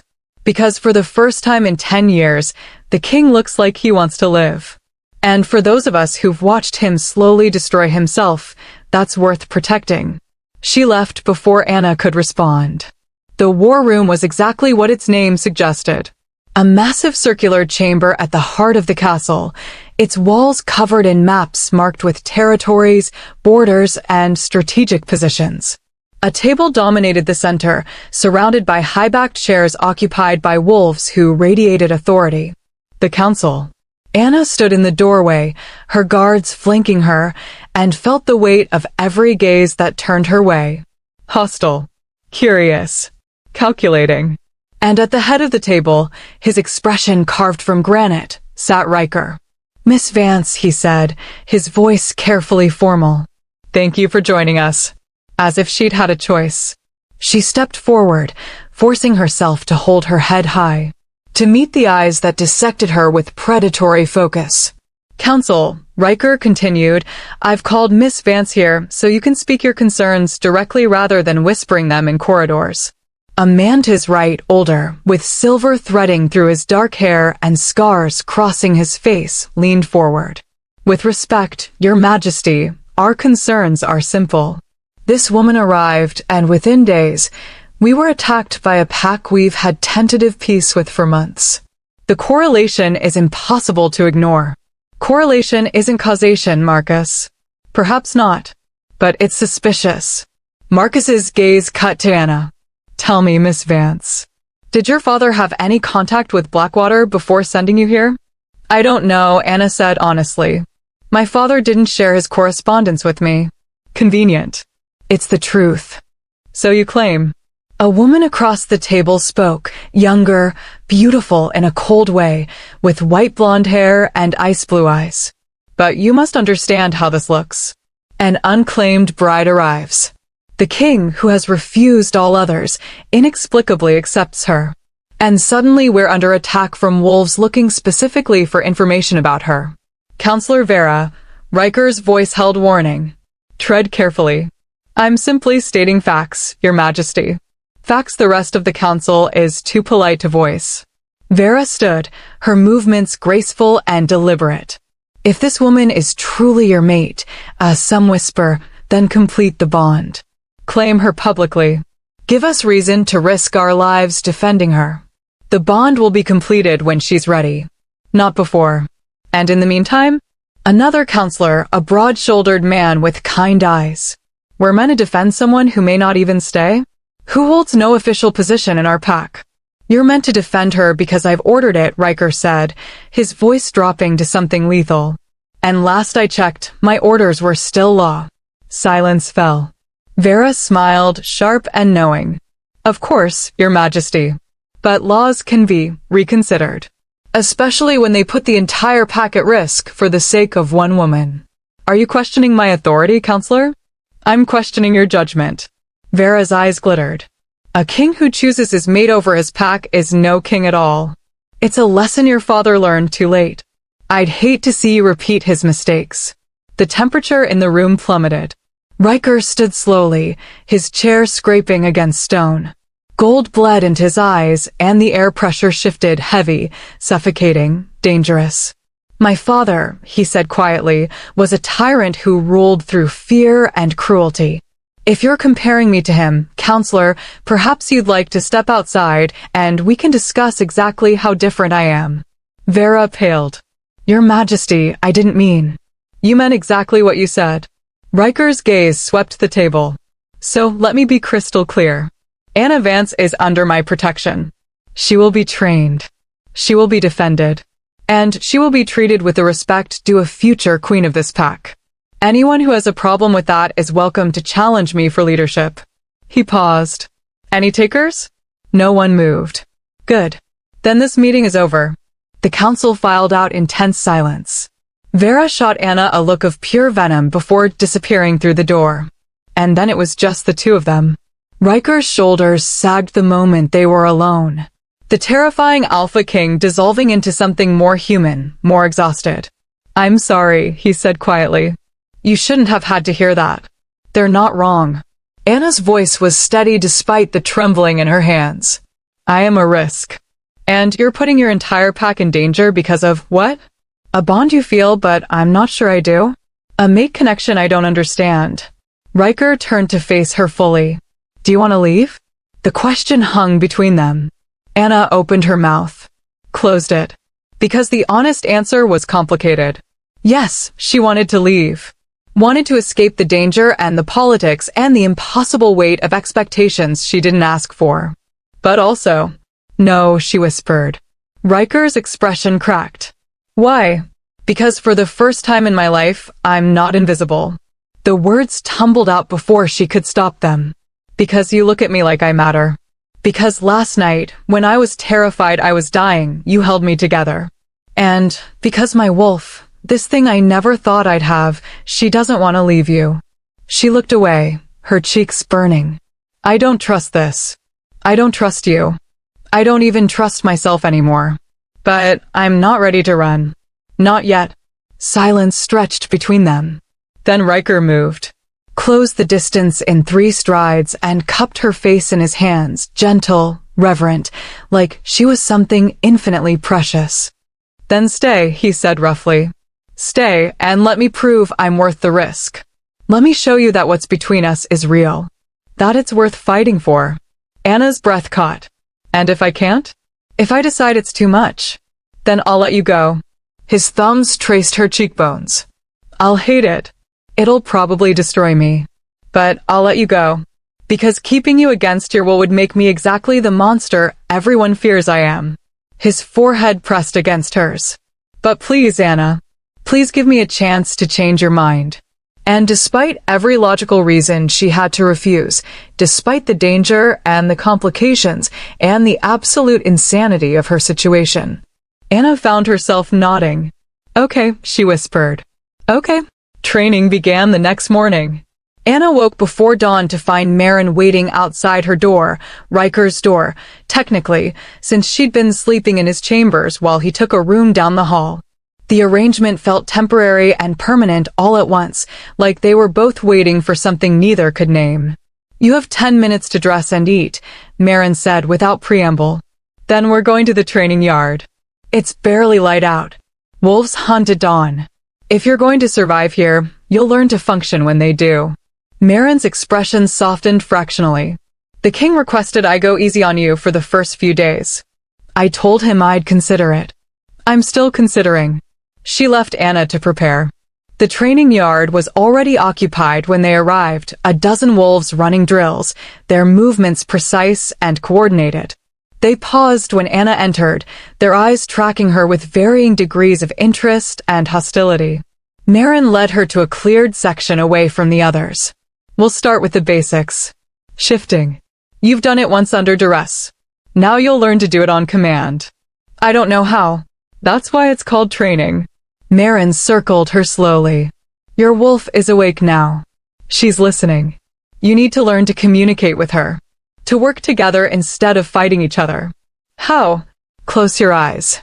Anna obeyed, feeling ridiculous. Now feel for her. That presence you've been sensing since your shift. Don't fight it. Don't try to control it. Just acknowledge it. Anna reached inward, searching for that strange new awareness. For a moment, there was nothing. Then, a flicker, like a candle flame in darkness. I feel her, Anna whispered. Good. Now ask her to come forward. Ask her. She's not a separate entity, girl. She's you. The part of you that's been locked away. Talk to her the way you'd talk to yourself. Anna felt foolish, but she tried. Please. I need you. Nothing happened. She tried again. I know I've been fighting you. I know I was scared. But I'm not anymore. So please, help me. The presence stirred. Curious. Cautious. And then it moved. Pain lanced through her, sharp but brief this time. Her bones shifted, her muscles reformed, and within seconds she was standing on 4 legs, her wolf vision painting the world in sharper focus. Better, Marin said, though she didn't sound particularly impressed. Now shift back. That was harder. Her wolf didn't want to retreat. Wanted to run, to test these new legs to be.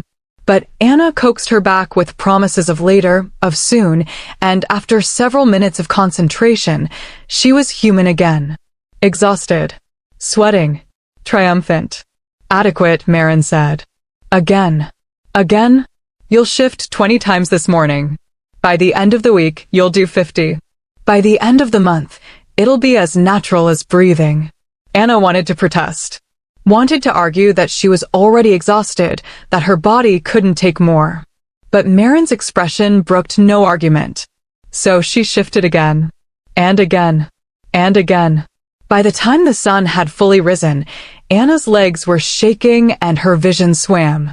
Enough, Marin finally said. You've earned a break. Anna collapsed onto a bench, her chest heaving. Every muscle screamed in protest. A water skin appeared in her field of vision.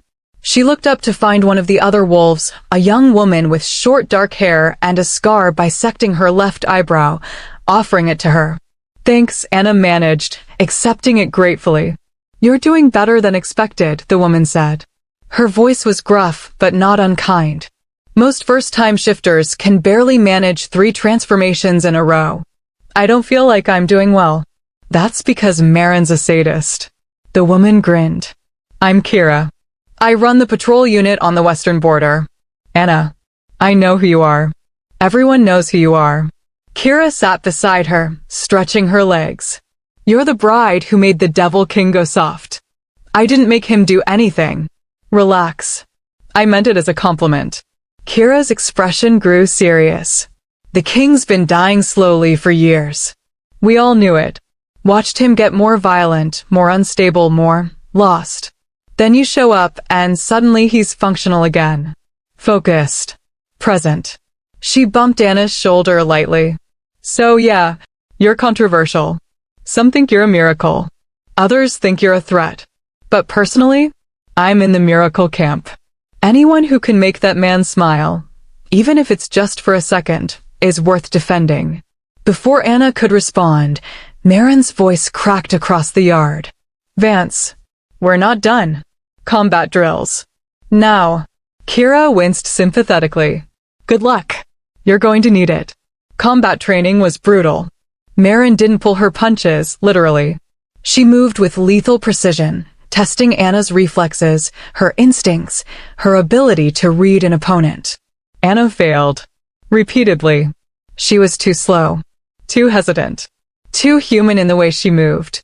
Your wolf gives you strength, Marin said after knocking Anna to the ground for the 5th time. Speed. Enhanced senses. But you're not using any of it because you're still thinking like prey instead of a predator. I am prey here, Anna gasped, pushing herself up. Then you'll die. Marin hauled her to her feet. This pack respects strength, cunning, the ability to defend yourself. Show weakness, and they'll tear you apart. Metaphorically, if you're lucky. Literally, if you're not. She stepped back into fighting stance. Again. They went until Anna couldn't lift her arms anymore. Until her legs gave out, and she collapsed onto the packed dirt, gulping air. Marin stood over her, barely winded. You have potential, she said. Raw. Untrained. But it's there. We'll work on it. She extended a hand. Anna took it, letting the older woman pull her up. Why are you doing this? Anna asked. You made it clear you think I'm a complication. Because the king ordered me to train you. Marin's expression was unreadable. But also because if you're going to be our queen, you need to be more than just a pretty face who makes him smile. You need to be someone the pack can respect. Someone they can follow. I never said I wanted to be queen. You don't have to say it. The bond chose for you. Marin's gaze was steady. Now you just have to decide if you're strong enough to live up to it. She walked away, leaving Anna alone in the training yard with aching muscles and a mind full of impossible expectations. Iris found her an hour later, still sitting on the bench, too exhausted to move. Come on, the younger woman said gently. Bath first. Then food. Then sleep. I have to. You have to take care of yourself. The king's orders, not mine. Anna let herself be led back to the castle. Let Iris help her into a hot bath that made every bruise and strained muscle scream. Let herself be dressed in soft clothes and fed soup she barely tasted. And through it all, she felt him. Not physically present, but there. That strange awareness that had been growing since her shift, an invisible thread connecting her to Riker even when they were apart. She could sense his location somewhere in the castle. Could feel echoes of his emotions, concern, frustration, a bone-deep exhaustion that matched her own. The mate bond. Growing stronger every day. He's in his study, Iris said quietly, as if reading her thoughts. Dealing with correspondence from neighboring packs. The attack has complicated our alliances. Because of me. Because of Blackwater. Iris's correction was firm. Don't take responsibility for their violence. But Anna couldn't help it. Every consequence, every complication, it all traced back to her arrival. She was a stone thrown into still water, and the ripples were turning into waves. That evening, a knock came at her door. Not Iris. Not Marin. Riker. Can I come in? His voice was rough with fatigue. It's your room. He entered slowly, closing the door behind him. He looked exhausted, shadows under his eyes, tension in his shoulders, his hair disheveled like he'd been running his hands through it. Marin told me about your training, he said. Said you did well. She's lying to make you feel better. A ghost of a smile. Marin doesn't lie to make anyone feel better. If she said you did well, she meant it. He moved to the window, staring out at the darkening sky. The silence between them was comfortable in a way it hadn't been before. Less fraught. More familiar. I'm sorry, he said finally. For all of this. The training, the politics, the danger. You shouldn't have to. Stop. Anna sat up straighter. Stop apologizing for things that aren't your fault. It is my fault. If I'd been stronger, if I'd managed to control my curse on my own, you never would have been brought here. You'd be safe. Free. I was never free. The words came out sharp. I was invisible. Unwanted. Broken. At least here, she swallowed. At least here, I matter. Even if I don't understand why yet. Riker turned to look at her, and the raw vulnerability in his expression made her chest ache. You matter because you're you, he said quietly. Not because of what you can do for me. Not because of the bond. You matter because you're brave and stubborn and refuse to break even when everything is trying to crush you. He took a step closer. And I know I have no right to ask this. I know you're exhausted and overwhelmed and probably terrified. But I need to know, are you okay? Really? The question cracked something open in her chest. Because no one had asked her that in years.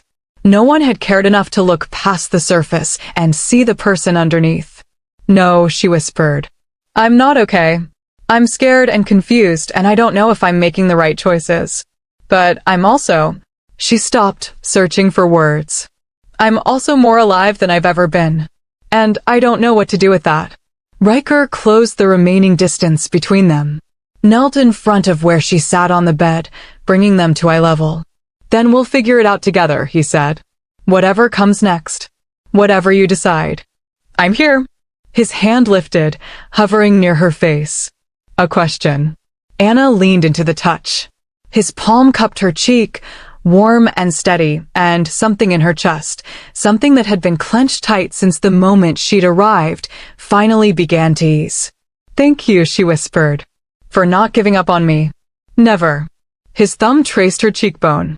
I couldn't if I tried. They stayed like that for a long moment. Close, but not crossing any lines. Connected, but still separate. And for the first time since arriving at Shadow Peak, Anna thought maybe, just maybe, she could survive this. She was wrong. The attack came 3 nights later. The alarm howled through the castle at midnight. Anna jerked awake, her heart already racing, instincts she didn't know she had screaming danger before her mind could catch up. The sound was primal, a wolf's warning cry amplified and echoed by dozens of throats. They were under attack. She was out of bed and dressed before conscious thought kicked in, her fingers fumbling with the laces of her boots. The dagger, she'd started keeping it on the nightstand again, went into her belt. The door burst open. Not guards. Riker. He was already half-shifted, his eyes blazing gold, claws extending from his fingertips. Blood spattered his shirt, not his own, she realized with a sick lurch. They breached the east wall, he said, his voice distorted by the partial shift. Blackwater. At least 30 wolves. They're pushing toward the inner castle. Toward me, Anna whispered. Yes.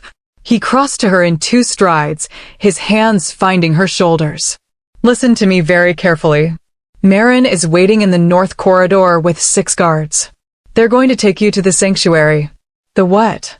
A fortified chamber deep in the mountain. Built for exactly this scenario. You'll be safe there until... An explosion rocked the castle. The windows shattered inward. Anna screamed, throwing her arms up as Riker's body covered hers, shielding her from the shower of glass. Heat and smoke billowed through the broken frames. They're using fire, Riker snarled. They're trying to flush us out. He pulled back, checking her for injuries. Finding none, he gripped her hand and yanked her toward the door. The corridor was chaos. Wolves ran in both directions, some toward the fighting, others herding non-combatants to safety. Smoke crept along the ceiling. Somewhere below, she heard screams. The clash of bodies. The wet sound of tearing flesh. Marin appeared through the haze, her face grim. Your Majesty. Take her. Now. Riker shoved Anna toward the older woman. Don't stop for anything. You get her to the sanctuary and you seal it behind you. Understand. But you, Anna started. I'll come for you when it's done. His eyes met hers, fierce and terrified all at once. I promise. But I need to know you're safe before I can fight. Please. Anna wanted to argue. Wanted to tell him she could help, that she'd been training, that she wouldn't hide while people died for her. But the desperation in his expression stopped her. Okay, she whispered. Okay. Riker's hand cupped her face for a brief, aching moment. Then he was gone, disappearing back toward the sounds of battle, his shift completing mid-stride. Move, Marin commanded. They ran. Through smoke-filled corridors and down staircases Anna had never seen. The guards surrounded them in a protective formation, weapons drawn, their eyes scanning for threats. They made it 3 levels down before the ambush hit. Wolves poured from a side passage, 6 of them, their fur matted with ash and blood, their eyes wild with violence. They attacked without warning. One of Anna's guards went down immediately, his throat torn out before he could scream. Another managed to shift, meeting the attackers head-on, but was overwhelmed by numbers. Run. Marin shoved Anna forward even as she drew twin daggers from her belt. Anna's legs moved on instinct. The remaining 4 guards formed around her, pushing her down another corridor, taking turns peeling off to delay pursuers. By the time they reached the sanctuary entrance, a massive iron door carved with protective runes, only 2 guards remained. And the enemy was right behind them. "Get her inside," one guard, Thorn, the young one who'd told her about Riker's past, shouted. He turned to face the pursuers, his body already shifting. The other guard, an older woman whose name Anna didn't know, wrenched the sanctuary door open. Inside. "No!" Anna stumbled through. The guard started to follow, then jerked backward. A clawed hand had caught her shoulder, yanking her into the corridor. Her scream cut off abruptly. "No!" Anna lunged back toward the door. Arms caught her from behind. Marin, blood streaming from a gash on her forehead, dragged Anna deeper into the sanctuary. "We can't save them," Marin said roughly. "But we can make their sacrifice mean something." She slammed the iron door shut. The locking mechanism engaged with a heavy thunk. And then silence. The sanctuary was carved from living rock. A single chamber, maybe 20 feet across, with no windows and only the one entrance. Runes covered every surface, glowing faintly with protective magic. The air was cool and stale. A tomb. Anna sank against the far wall, her hands shaking violently. "They're dead. Those people, they died because they swore an oath to protect this pack." Marin's voice was hard. "Because they understood that sometimes sacrifice is necessary. Don't dishonor their choice by falling apart." "How can you be so calm?" "Because I've been a warrior for 40 years, and I learned a long time ago that survival requires putting emotion aside until the battle is over." Marin began methodically checking the chamber, testing the door's integrity, examining the runes. "We're secure." These wards were laid by the king's grandmother. Nothing short of a god could break through them. Anna pressed her palms against her eyes, trying to steady her breathing, trying not to think about Thorn's last stand, about Riker fighting somewhere above them, about all the people dying because Blackwater wanted her. "This is my fault," she whispered. "It's Blackwater's fault." Marin turned to face her. "Alpha Thane sent his daughter here as an assassin. The king killed her in self-defense.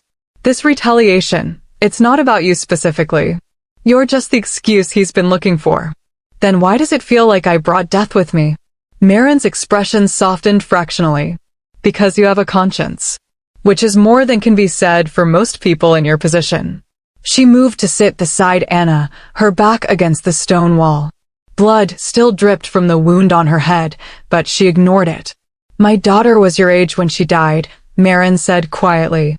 22. Beautiful. Fierce. She was killed in a border skirmish with a rival pack 15 years ago. Anna looked at her in shock. "I didn't know." "Most don't. I don't speak of her often." Marin's gaze was distant. "But I tell you now because I want you to understand something. Her death nearly destroyed me. I wanted to burn the world down, to make everyone feel the pain I felt." She paused. "The king talked me back from that edge. He was barely 20 himself, newly crowned, dealing with his own demons. But he sat with me every night for months. Let me rage. Let me grieve. And when I was finally ready to live again, he gave me purpose. Made me his second. Trusted me with the safety of his people." Marin met Anna's eyes. "So when I say I'll protect you, it's not just because he ordered it. It's because he sees something in you worth protecting. And I trust his judgment, even when he doesn't trust it himself." Before Anna could respond, a sound made them both freeze. Scratching. At the door. Marin was on her feet instantly, daggers drawn. "Get behind me." Anna stood, her hand finding her own blade. "What is it?" "I don't know." The scratching intensified. Then voices. Muffled but audible. Sealed from the inside. Breakthrough. Time before reinforcements. Blackwater wolves. Right outside. Marin's jaw set. "The wards will hold." "You're sure?" "Yes." But Anna heard the uncertainty beneath the word. The scratching turned to pounding. The door shuddered but held. The runes flared brighter, pushing back against the assault. Then silence. Marin didn't lower her weapons. "They're planning something." "How do you know?" Because I would be. Minutes crawled past. Anna's heart hammered so hard she thought it might break free. Her wolf stirred restlessly beneath her skin, wanting to fight, to run, to do anything except wait. Then she felt it. That thread connecting her to Riker, the one that had been a constant awareness since her shift, suddenly pulled. Pain lanced through her chest. Sharp. Urgent. He was hurt. No, she gasped, doubling over. No, no, no. What's wrong? Marin was at her side immediately. Riker, something's wrong, I can feel. The bond flared like a live wire. Images flashed through her mind, not clear, not complete, but enough. Riker on his knees. Silver chains around his wrists. Blood pouring from wounds that wouldn't heal. Alpha Thane standing over him. Smiling. They have him, Anna whispered. They have him, and they're using silver. That's impossible. The king wouldn't be taken so easily. I'm not wrong. Anna grabbed Marin's arm. The bond, I can feel him. He's hurt. Badly. And there. She stopped. Because she understood now. Understood the plan. They didn't breach the castle to kill us, she said slowly. They did it to separate us. To draw him away from me so they could. An explosion above them shook the entire chamber. Dust rained from the ceiling. The runes flickered.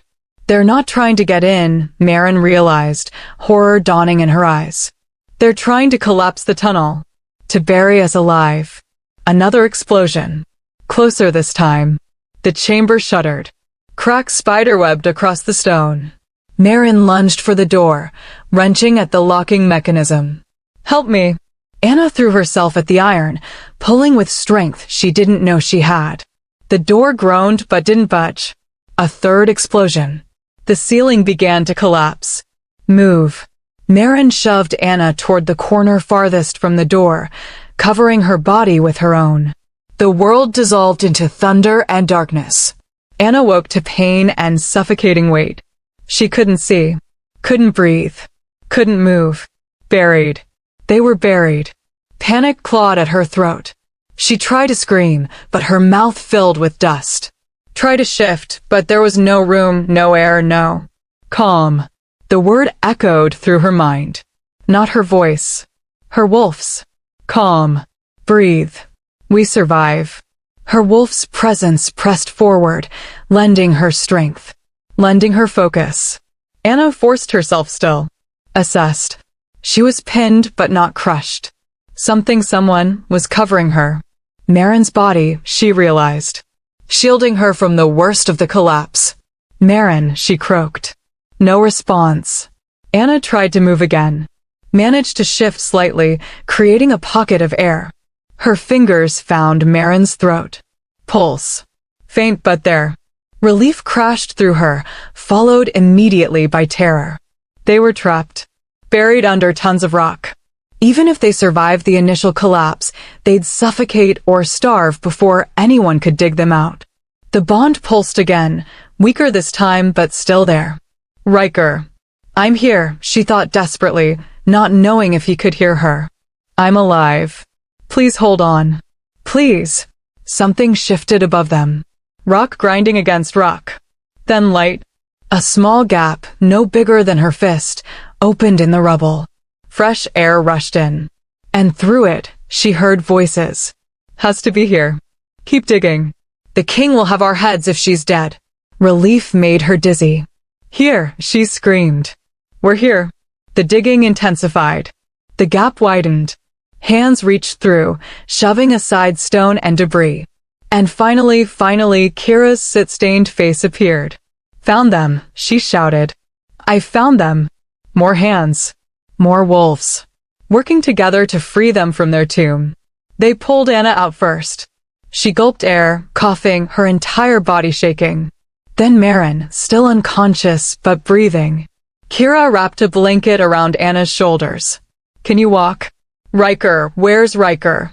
Kira's expression went dark. The situation is complicated. What does that mean? It means Blackwater has him. And they're demanding a trade. Ice flooded Anna's veins. What trade? Kira met her eyes. You. They want you. in exchange for the king's life. They brought Anna to the war room. What remained of it, anyway? Half the ceiling had collapsed, and scorch marks blackened the walls. Council members who'd survived the attack gathered in tight clusters, their faces grim, their voices hushed. All conversation stopped when she entered. Anna felt their stares, accusing, desperate, calculating.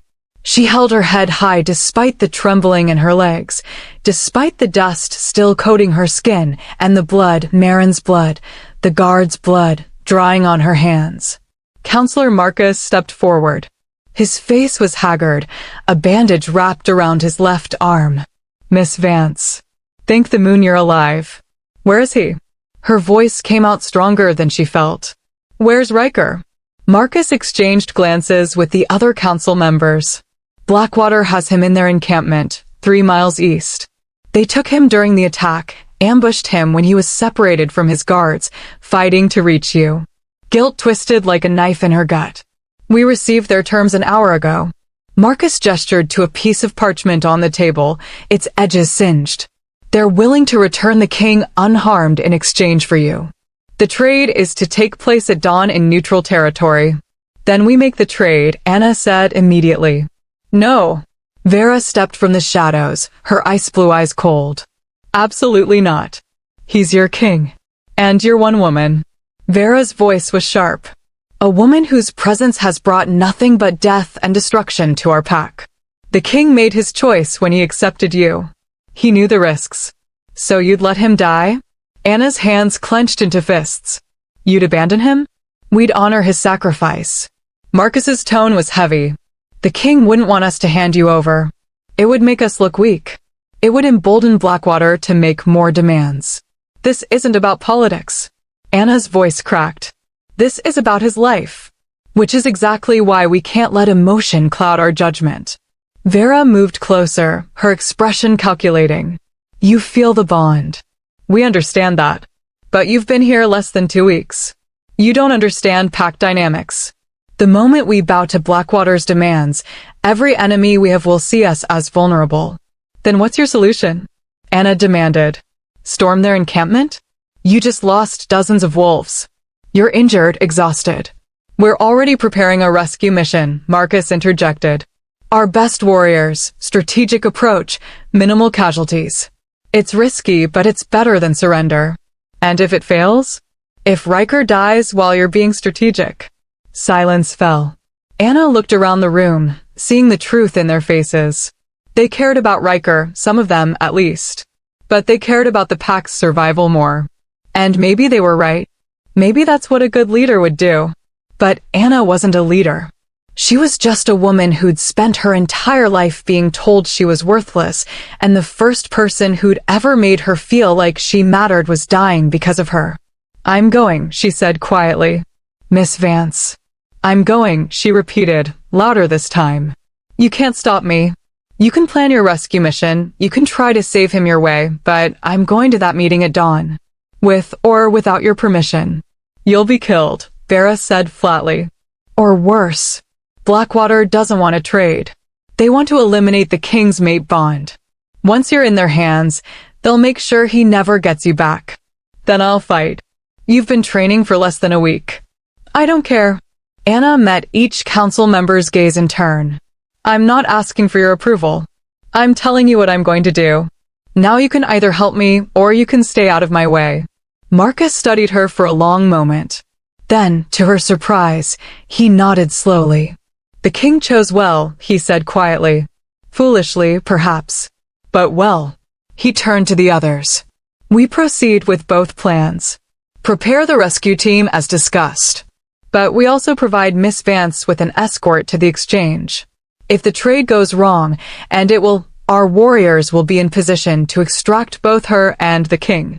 This is madness, Vera protested. So is everything else about this situation. Marcus's expression was grim. But the girl's right about one thing. We can't let the king die without trying every option. Even the desperate ones. They gave her 3 hours to prepare. Anna spent the first hour in the healer's ward, sitting beside Marin's bed while the older woman was treated for a concussion and cracked ribs. Marin regained consciousness briefly, just long enough to grip Anna's wrist with surprising strength. "Don't do anything stupid," she rasped. Too late. Marin's lips twitched. Might have been a smile. Then do it smart. Remember your training. Trust your instincts. And if it comes down to a choice between saving him and saving yourself. I know what you're going to say. Good. Then I won't waste my breath. Marin's grip tightened. Bring him home, girl. Bring both of you home. The second hour, Iris helped her dress. Not in the fine clothes Riker had provided, but in combat leathers borrowed from the armory. They fit poorly, too big in the shoulders, too tight in the hips, but they'd protect better than silk. Iris worked in silence, lacing up the leather vest, checking the fit of the boots, braiding Anna's hair back from her face. "You're very brave," Iris said finally. "Or very foolish. I haven't decided which. Probably both. The king will be furious when he finds out. If he's alive to be furious, I'll consider it a win." Anna checked her reflection in the mirror. She looked like a warrior. She felt like a fraud. "Iris, if I don't come back." "You will. But if I don't, then I'll make sure everyone knows you tried."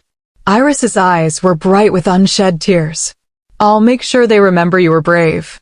She pulled Anna into a brief, fierce hug, then stepped back, wiping her eyes roughly. "Your weapons." She handed Anna the silver dagger, her original one, cleaned and sharpened. Plus 2 more blades, smaller, meant for throwing. And a short sword that felt too heavy in Anna's hand, but might be necessary. Armed. Armored. Terrified. Ready. The third hour, Kira briefed her on the plan. They gathered in what remained of the strategy room, Kira, 2 other warriors Anna recognized from training, and Marcus. "The exchange point is here." Kira pointed to a map spread across the table. "A clearing in the neutral zone between our territories. Blackwater chose it deliberately. It's open ground, nowhere to hide, perfect for an ambush." "Comforting," Anna muttered. "Our team will be positioned here, here, and here." Kira indicated points around the clearing. "Close enough to intervene if things go wrong, far enough that Blackwater won't detect us immediately. And if they do detect you, then it becomes a bloodbath." Kira's expression was grim. "Which is why you need to stall. Keep them talking. Give us time to assess their numbers and positions." "How do I stall someone who wants to kill me?" "By being more valuable alive than dead." Marcus leaned forward. "Blackwater wants you for a reason. Not just as revenge, but as leverage. Find out what that reason is. Use it." "I don't know how to do that." "Yes, you do." Kira's gaze was steady. "You survived your father's house for 22 years. You survived being sent here as a sacrifice. You survived tonight's attack. You know how to read people.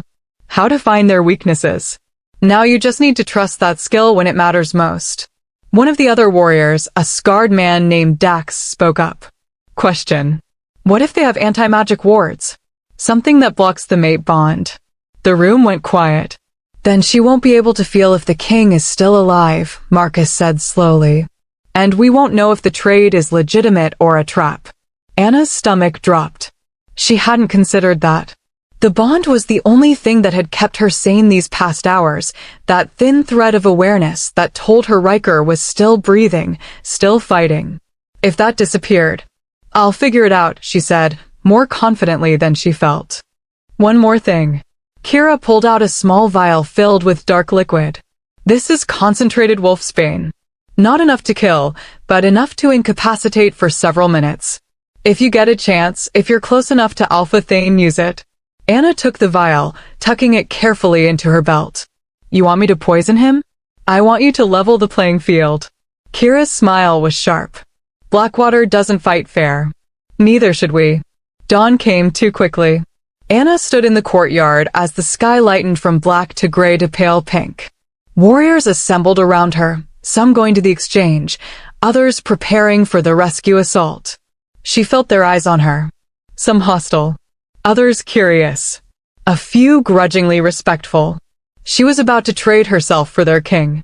That earned her something, even from those who hated her. Marcus approached, his expression grave. "Miss Vance. One final thing." He held out a pendant, silver, carved with Shadow Peak's wolf sigil. The king's mother wore this, he said quietly. It's been kept in the treasury since her death. But I think she'd want you to have it now. Anna's throat tightened. I can't. You can. And you will. Marcus fastened it around her neck himself. You're fighting for our king. The least we can do is make sure you're protected by our legacy. The metal settled against her chest, surprisingly warm. Mount up, Kira called. We move in 5. Anna climbed onto the horse they'd prepared for her, a steady gray mare who didn't spook at her inexperienced handling. The warriors formed around her, a protective formation that felt more like an honor guard than an escort. As they rode toward the gates, Anna felt it again. That pull. That thread connecting her to Riker. It was so faint now she almost couldn't sense it. Like a candle flame guttering in strong wind. Hold on, she thought desperately. Just hold on a little longer. I'm coming. The gates opened. They rode into the pre-dawn darkness, toward an exchange that would determine whether either of them survived to see another sunrise. The clearing was exactly as described, open, exposed, surrounded by forest that could hide 100 enemies. Anna dismounted on trembling legs, her hand automatically checking for her weapons. The silver dagger at her hip, the throwing knives in her boots, the wolfsbane vial pressed against her ribs. Armed but outmatched. Story of her life. Remember, Kira whispered, her hand briefly touching Anna's shoulder. Stall. Give us time. And if it goes wrong, run. Don't try to be a hero. Just run and we'll cover your escape. What about Riker? We'll get him out. I promise. Anna wanted to believe her. Wanted to trust that there was a plan that would save both of them. But the thread connecting her to Riker was so faint now she could barely feel it. She stepped into the clearing alone.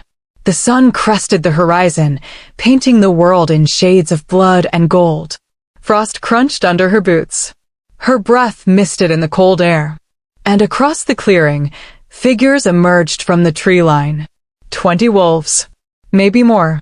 All in human form, all armed, all radiating barely controlled violence. And in the center, being dragged forward by 2 warriors. Riker. Anna's heart stopped. He was barely conscious. Silver chains wrapped his wrists and throat, burning into his skin, preventing him from shifting. Blood matted his dark hair and soaked through his torn shirt. His face was a mess of bruises and cuts. But his eyes, those burning gold eyes, found hers across the distance. And even broken, even dying, the look he gave her was pure fury. No, she could almost hear him thinking. Don't do this. Don't you dare. Anna Vance. The voice came from a man stepping forward from the Blackwater ranks. Tall. Broad. With silver-streaked black hair and eyes like chips of ice. Alpha Thane.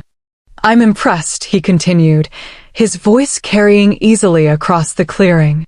I didn't think you'd actually come. Thought Shadow Peak would be smarter than to trade their future queen for their dying king. I'm here, Anna called back, proud that her voice didn't shake. Let him go. In time. First, I want to understand something. Thane circled Riker slowly, almost lazy. What makes you so special? My daughter was beautiful. Trained. Strong. Everything a queen should be. But he killed her without hesitation. He grabbed Riker's hair, wrenching his head back. Yet you, a nobody from a nothing pack, wolfless until a week ago, somehow you're worth dying for? Riker snarled, trying to lunge despite the chains. Thane's men yanked him back, and he collapsed his knees with a grunt of pain. Don't touch him, Anna said, her voice dropping to something dangerous. Thane laughed. Or what? You'll fight me? You've been a wolf for a handful of days. I've been alpha for 30 years. You think you pose any threat to me? I think you're scared of me. The words came out before Anna could think better of them. But once said, she committed. Lifted her chin. Met his eyes without flinching. If I was worthless, you wouldn't have attacked just to get me. If I was nothing, you wouldn't have demanded this trade. So yes, Alpha Thane. I think I terrify you. Because somehow, impossibly, I'm the one thing that makes the Devil King vulnerable. Silence fell over the clearing. Thane's expression darkened. Brave words for someone completely at my mercy. Then prove me wrong. Let him go, take me, and see if you can figure out what makes me worth saving. Anna, no. Riker's voice was raw, barely human. Don't. Shut him up, Thane ordered. One of his warriors struck Riker across the face.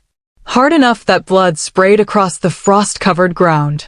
Something inside Anna snapped.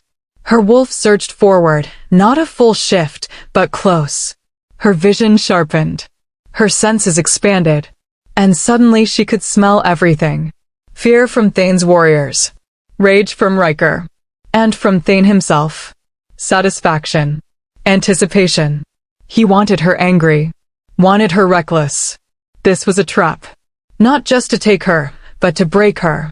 To prove to Riker that his mate was weak, that choosing her had been a mistake. Anna forced herself still. Forced the wolf back. Breathed. You're wasting time, she said, her voice steady again. Make the trade or don't. But stop pretending this is about anything except your wounded pride. Thane's eyes flashed. My daughter was an assassin who tried to kill him in his sleep. Anna took a step forward. You sent her here to die. And when she failed, when he defended himself, you blamed him for her death instead of accepting that you sacrificed her for politics. Another step. So no, this isn't about her. This is about you needing someone to punish because you can't face what you did. Careful, girl. Or what? You'll kill me. Anna laughed, and it came out bitter and wild. You were going to do that anyway. At least let me speak the truth first. She stopped 10 feet from Thane. From Riker, who was staring at her like he'd never seen her before. I'm here, she said quietly. I'm offering myself in trade. So take me. Let him go. And we'll both get what we want. Thane studied her for a long moment. Then he smiled, cold and calculating. No. Anna's blood went cold. What? I've changed my mind. Thane gestured to his warriors. Kill them both. Everything happened at once. Thane's warriors lunged forward, weapons drawn. Anna's hand flew to her dagger even as her wolf screamed at her to run, fight, survive. And Riker, broken, bleeding, wrapped in silver chains that should have rendered him helpless, moved. The sound he made wasn't human. Wasn't even wolf. It was something primal and terrible, a roar of pure rage that shook the air itself. The silver chain shattered. Not broke. Not slipped free. Shattered, exploding outward in a spray of molten metal that sent Thane's nearest warriors stumbling back, screaming as the burning silver touched their skin. Riker's shift was instantaneous and complete. The massive black wolf that rose from where he'd been kneeling was twice the size it should have been, its eyes blazing with an unholy golden light. Blood still matted its fur, wounds still bled, but none of it seemed to slow it down. If anything, the pain made it faster. The first warrior who tried to attack died before his blade could fall. Riker's jaws closed around his throat, and the wet crunch of vertebrae snapping echoed across the clearing. Fall back. Thane roared. Regroup. Use the... He didn't finish. Because the forest erupted with shadow peak wolves. Kira burst from the tree line first, already shifted, her silver-gray fur streaked with black. Behind her came 24 more, the rescue team, arriving exactly when they were supposed to. The clearing dissolved into chaos. Wolves crashed into each other with bone-breaking force. Blood sprayed across frost and dead grass. The air filled with snarls and screams and the meaty sound of tearing flesh. And in the center of it all, Riker tore through Blackwater's ranks like a force of nature. Anna stood frozen for a heartbeat, her mind struggling to process the violence unfolding around her. Then a Blackwater wolf, smaller, faster than the others, broke through the chaos and lunged straight for her throat. Instinct took over. Anna dropped, rolled, came up with her dagger in hand. The wolf's momentum carried it past her. She twisted, slashing upward, and felt the blade bite deep into its flank. It yelped, whirling back toward her, and Anna realized with sick certainty that she couldn't win this fight. She was too new, too inexperienced, too Her wolf surged forward without permission. The shift happened in seconds, faster than it ever had before, driven by pure survival instinct. Pain lanced through her as bones reformed and muscles realigned, but she didn't stop moving. One moment she was human with a dagger. The next she was a wolf, smaller than her attacker but faster, driven by something she didn't understand. They collided midair. The Blackwater wolf was stronger, more experienced, but Anna fought like something feral, like something with nothing left to lose. She went for the throat the way she'd seen Riker do, felt her teeth sink into flesh, tasted blood. The other wolf went limp. Anna released it, stumbling back, her legs shaking. Her first kill. She should have felt something: horror, guilt, triumph. Instead, she felt nothing except the overwhelming need to find him. Her eyes scanned the chaos. There. Riker, still in wolf form, locked in combat with 3 Blackwater warriors at once. He was holding his own, but barely. The silver burns on his throat and legs were slowing him down, making him vulnerable. One of the warriors saw the opening, lunged with a silver-tipped spear aimed straight for Riker's heart. Anna moved without thinking. She hit the warrior from the side, her smaller body using momentum and surprise to knock him off balance. The spear went wide, missing Riker by inches. The warrior snarled, turning his attention to her. Up close, Anna could see he was massive, easily twice her weight, his eyes cold with killer's focus. She was going to die. Then Riker was there. His jaws closed around the warrior's spine and twisted. The crack was sickeningly final. The body dropped. Riker turned to Anna, his wolf's eyes meeting hers, and for a moment the world narrowed to just the two of them. Blood-soaked, exhausted, alive. Then he shifted partial this time, maintaining the wolf's strength while gaining human capacity for speech. What the hell were you thinking? His voice was somewhere between human and beast, rough and furious. You were supposed to run. And let you die? Anna shifted back, her words tumbling out between gasps. Not a chance. You could have been killed. So could you. A roar cut through their argument. They turned as one to see Thane, still in human form, standing at the clearing's edge. Blood dripped from a gash on his arm, but his expression was calculating rather than afraid. Touching, he called out.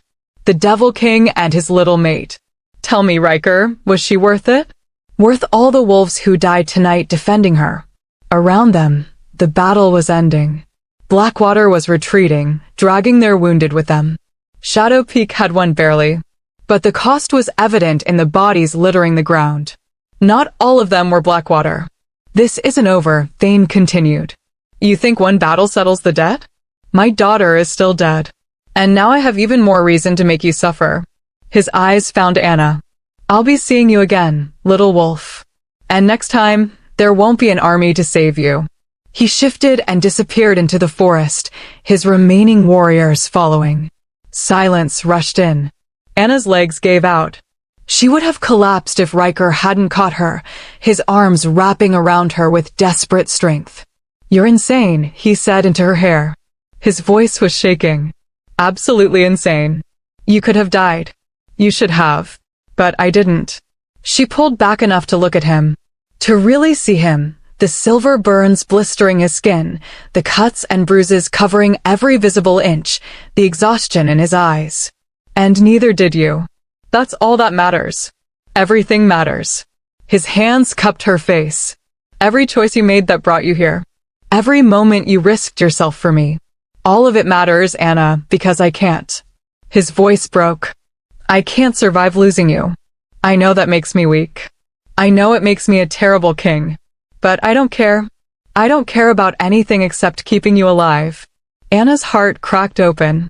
Then we're both insane. Because I feel the same way. Riker's eyes searched hers. Then he kissed her. Desperate. Fierce. Tasting of blood and smoke and something that felt like coming home. When they finally broke apart, both breathing hard, Kira was standing a respectful distance away with several other warriors. Your Majesty, she said quietly. We need to move. Blackwater might regroup. And you need a healer. The casualties?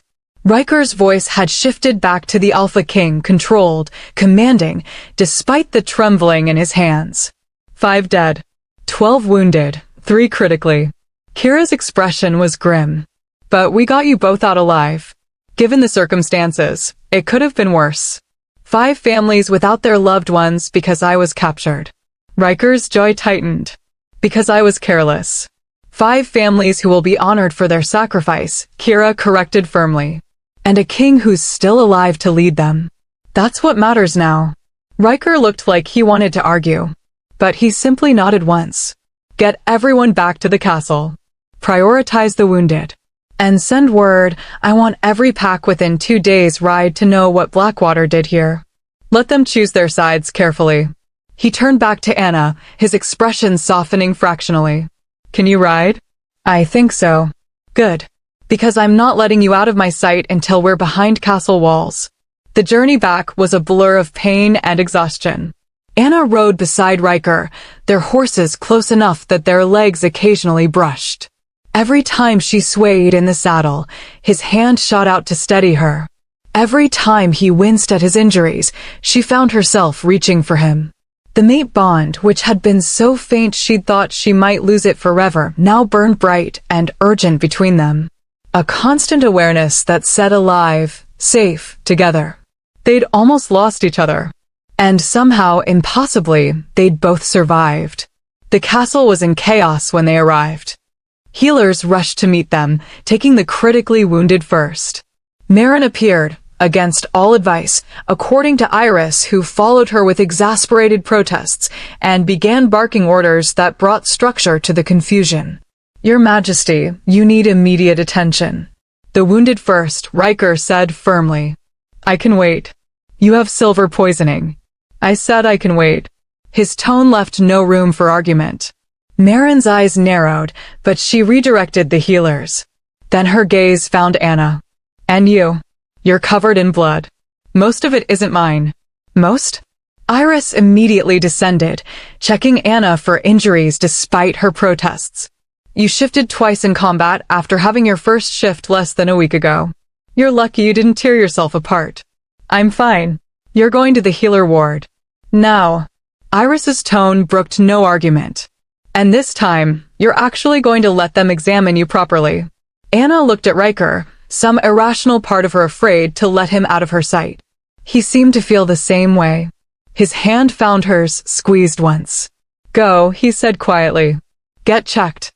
I'll find you as soon as I can. It was a promise. Anna nodded and let Iris lead her away, glancing back only once to see Riker surrounded by council members, already being pulled back into the role of king despite his injuries. The healer's examination revealed what Anna already suspected. She was battered, bruised, and running on adrenaline and sheer stubbornness. But nothing was broken. Nothing that wouldn't heal. You're lucky, the healer, an elderly woman named Thea, said as she cleaned a gash on Anna's shoulder. First-time combat shifts usually result in torn muscles, stress fractures. Whatever drove you must have been strong. It was, Anna said simply. Thea's knowing eyes studied her. The mate bond. Not a question. Anna nodded. I've been a healer for 60 years, Thea said, her wrinkled hands gentle as they worked. I've seen 3 true mate bonds in that time. All of them were powerful. All of them were dangerous. And all of them were worth every risk they brought. She finished bandaging the wound and stepped back. The king will recover. The silver burns are severe, but he survived worse. Though I suspect his recovery will be much faster now that his mate is alive and safe. Heat crept up Anna's cheeks. We're not. You don't need to complete the bond ceremony for it to be real. Thea's smile was kind. The bond exists whether or not you've formalized it. Whether or not you're ready to accept it. She patted Anna's hand. Get some rest, child. You've earned it.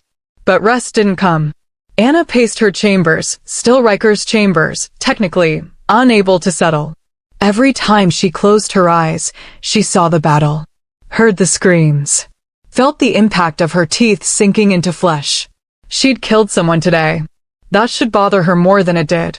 The bond told her Riker was still awake somewhere in the castle. Still working, Despite his injuries, despite the fact that he should be recovering. Stubborn man. She found him 2 hours later in his study. He'd clearly tried to clean up, the blood was gone, his wounds freshly bandaged. But he was still in the torn, battle-damaged clothes, still moving with the careful stiffness of someone in pain. He looked up when she entered, and relief flooded his expression. "You should be resting," he said. "So should you. I have responsibilities. That can wait until you're not swaying on your feet." Anna crossed to him, took the papers from his hands despite his weak protest, and set them firmly on the desk. "The pack will survive a few hours without their king micromanaging everything." "Anna." "No." She met his eyes. "You don't get to nearly die, make me watch you suffer, and then pretend you're fine. You're not fine. I'm not fine. And we both need to stop pretending we can handle this alone." Something in Riker's expression crumbled. "I thought I'd lost you," he whispered. "When they collapsed that tunnel, when I couldn't feel the bond anymore, I thought." His voice broke. Anna's arms went around him without thought. He folded into the embrace, his forehead pressing against her shoulder, his whole body shaking with exhaustion and relief and leftover terror. "I'm here," she murmured. "I'm alive. We both are. I'm sorry." The words came out muffled against her hair. "For all of this. For putting you in danger. For... Stop apologizing." She pulled back enough to look at him. "I made my choices. I chose to stay. I chose to fight. I chose to trade myself for you. None of that is your fault. You shouldn't have had to. But I did. And I'd do it again." Her hands framed his face, careful of the bruises. "Because somewhere between being terrified of you and wanting to stab you, I started caring about you. And I don't know what that means for us. I don't know if I'm ready for everything a mate bond implies." She swallowed. "But I know I'm not ready to lose you. So whatever this is, whatever we're becoming, I want to figure it out. Together." Riker's eyes shone with something that might have been tears. "Together," he repeated hoarsely. "I can work with together." He kissed her again, softer this time, less desperate but no less intense. A promise instead of a plea. When they finally broke apart, Anna took his hand and led him toward the door. "Where are we going?" "You're going to bed. Actual bed. Actual sleep. And I'm going to make sure you stay there even if I have to sit on you." Despite everything, Riker laughed. "Threatening to sit on your mate. Bold strategy. Desperate times." But she smiled. "Come on. We'll deal with Blackwater and the Council and everything else tomorrow. Tonight we rest." And for once, the Devil King didn't argue. Anna woke to sunlight and the feeling of being watched. Not threatening. Just present. She opened her eyes to find Riker sitting in the chair beside the bed, freshly bandaged, wearing clean clothes. His hair was damp like he'd bathed recently.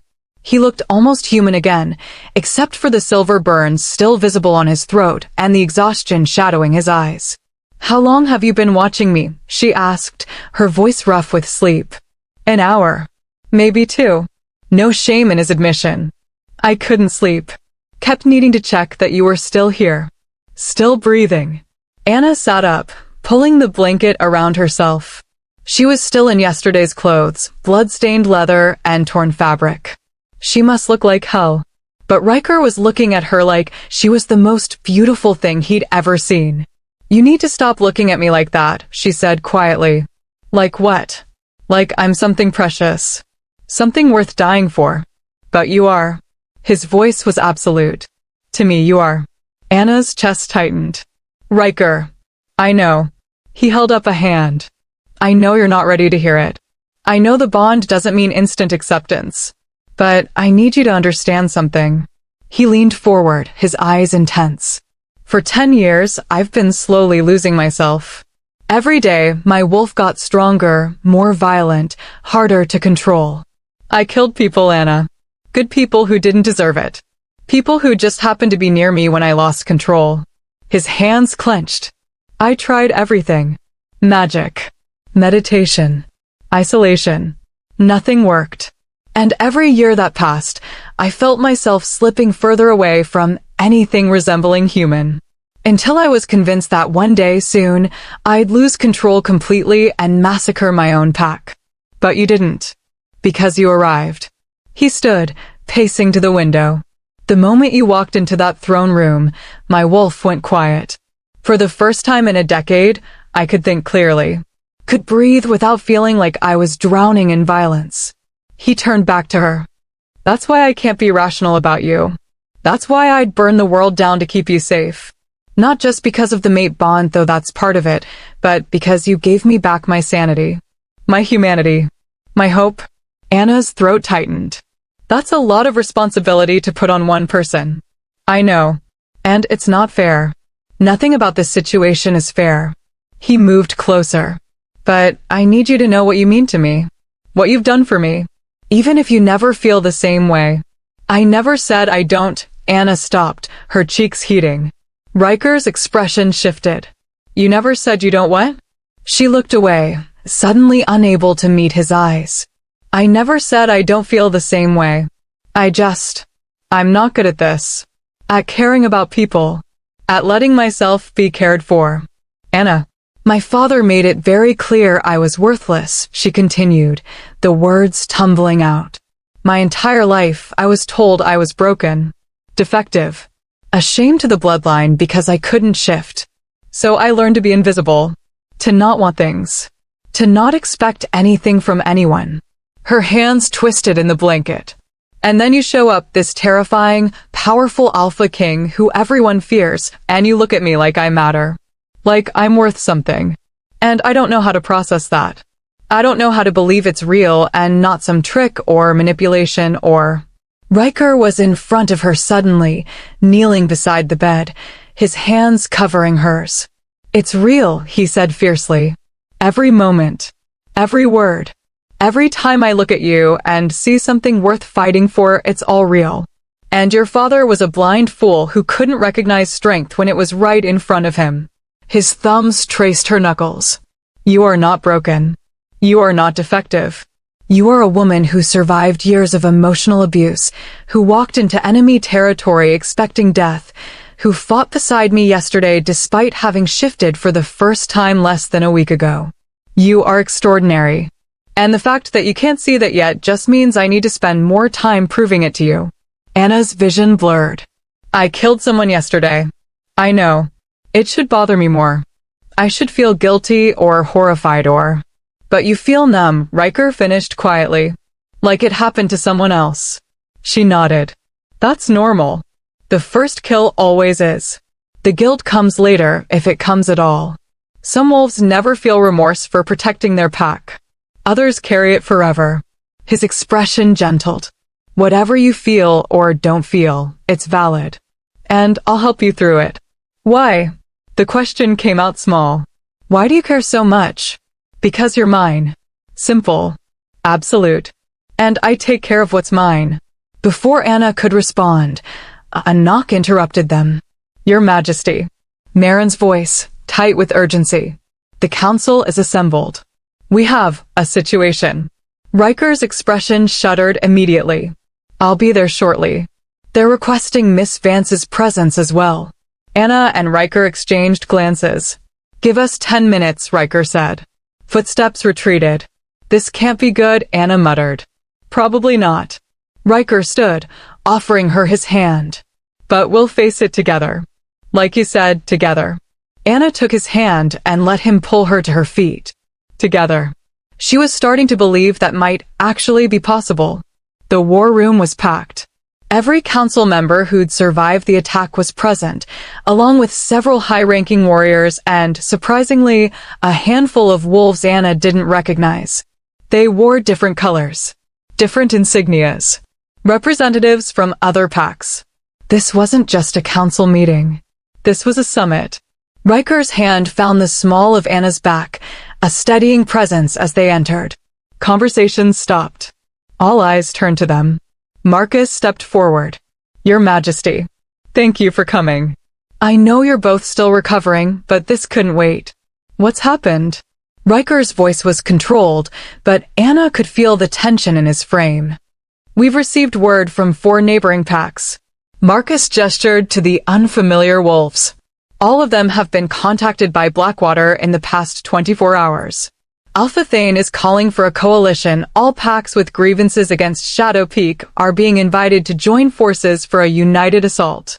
Silence fell like a hammer. How many have accepted? Riker asked quietly. None yet, but several are considering it. One of the foreign wolves spoke, an older woman with gray-streaked hair. I'm Beta Saren of the Crescent Moon Pack. Alpha Thane approached us with a compelling argument.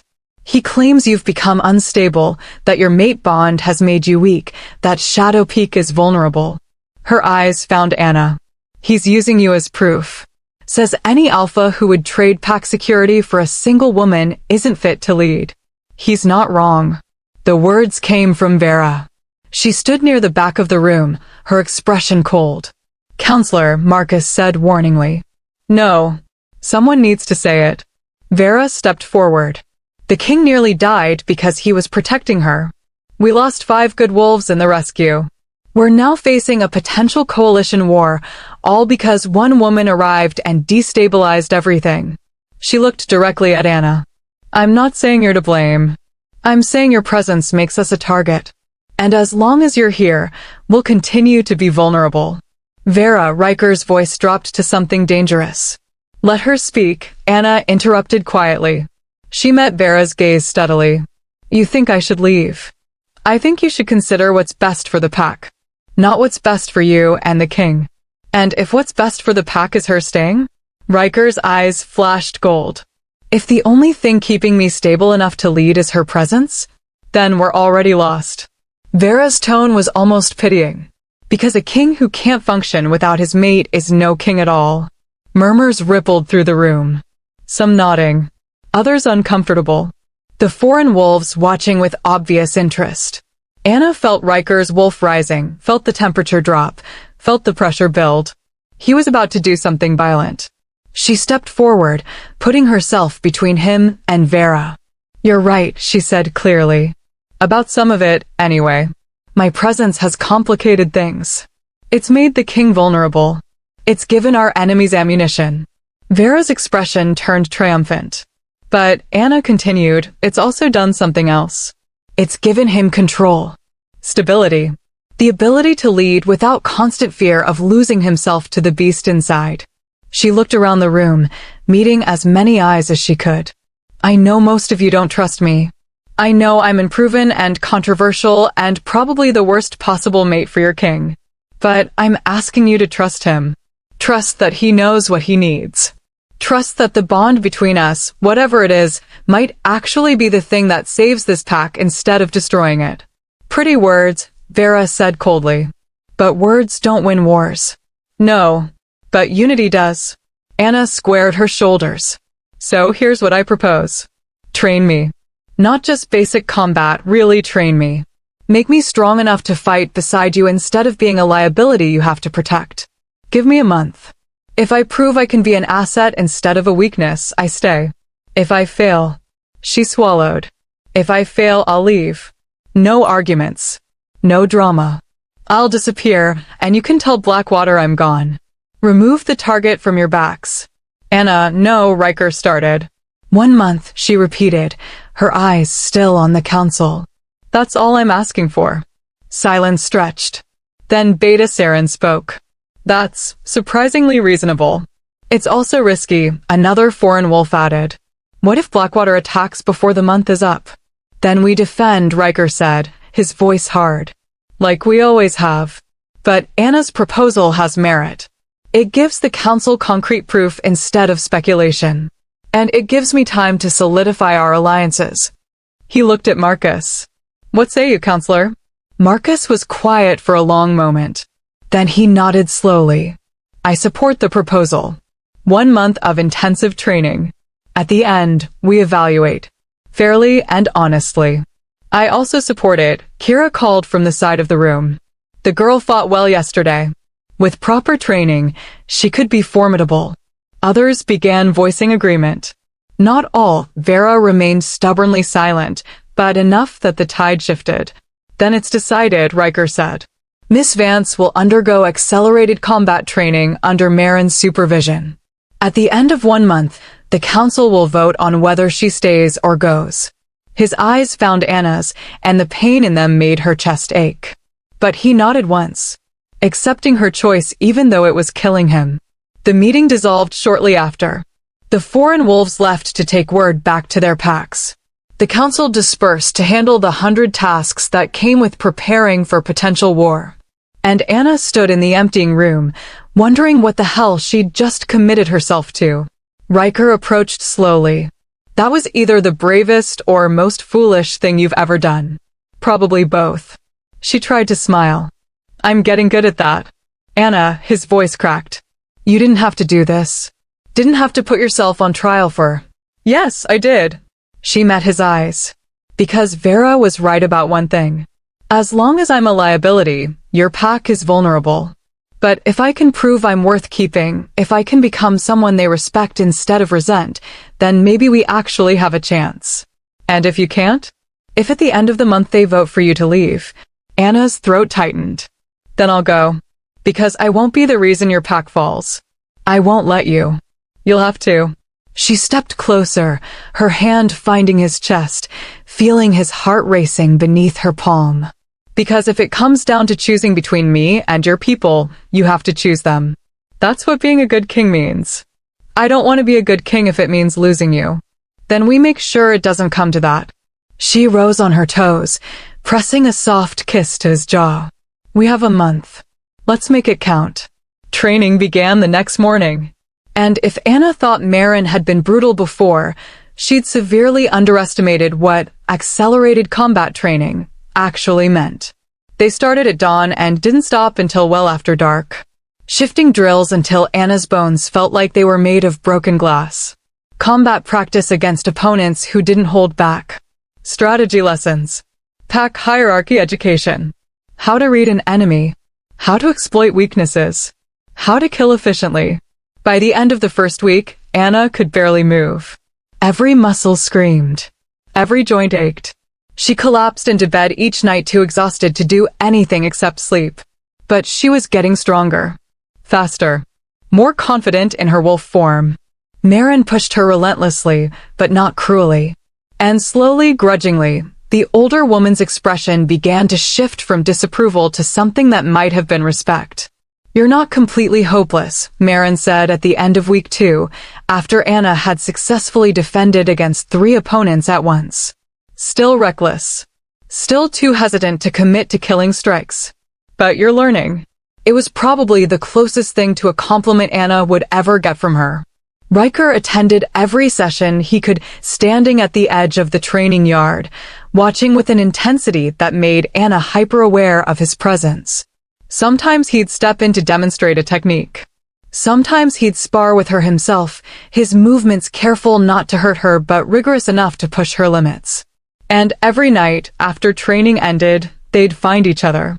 Not in his chambers, Anna had insisted on moving to her original room, needing some space to process everything. But he'd come find her anyway. They'd talk. Share meals. Sit in comfortable silence while she iced her bruises and he worked through correspondence. The bond between them deepened with each passing day. Not just the mate bond, though that was there, constant and undeniable, but something else. Something built on shared meals and quiet conversations and the simple act of being present for each other. Friendship, maybe. Or the beginning of something that could become love. 3 weeks in, Anna finally asked the question that had been haunting her. They were sitting in his study.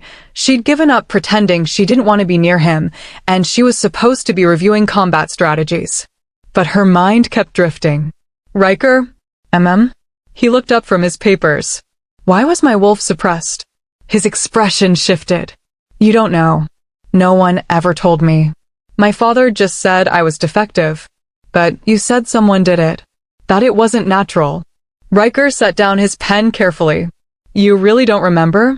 Remember what? He was quiet for a long moment. Then, come with me. There's something you need to see. Riker led her deep into the castle. Down staircases Anna had never seen. Through corridors that felt older, heavier, like they carried the weight of centuries. The air grew cooler, damp with stone and earth.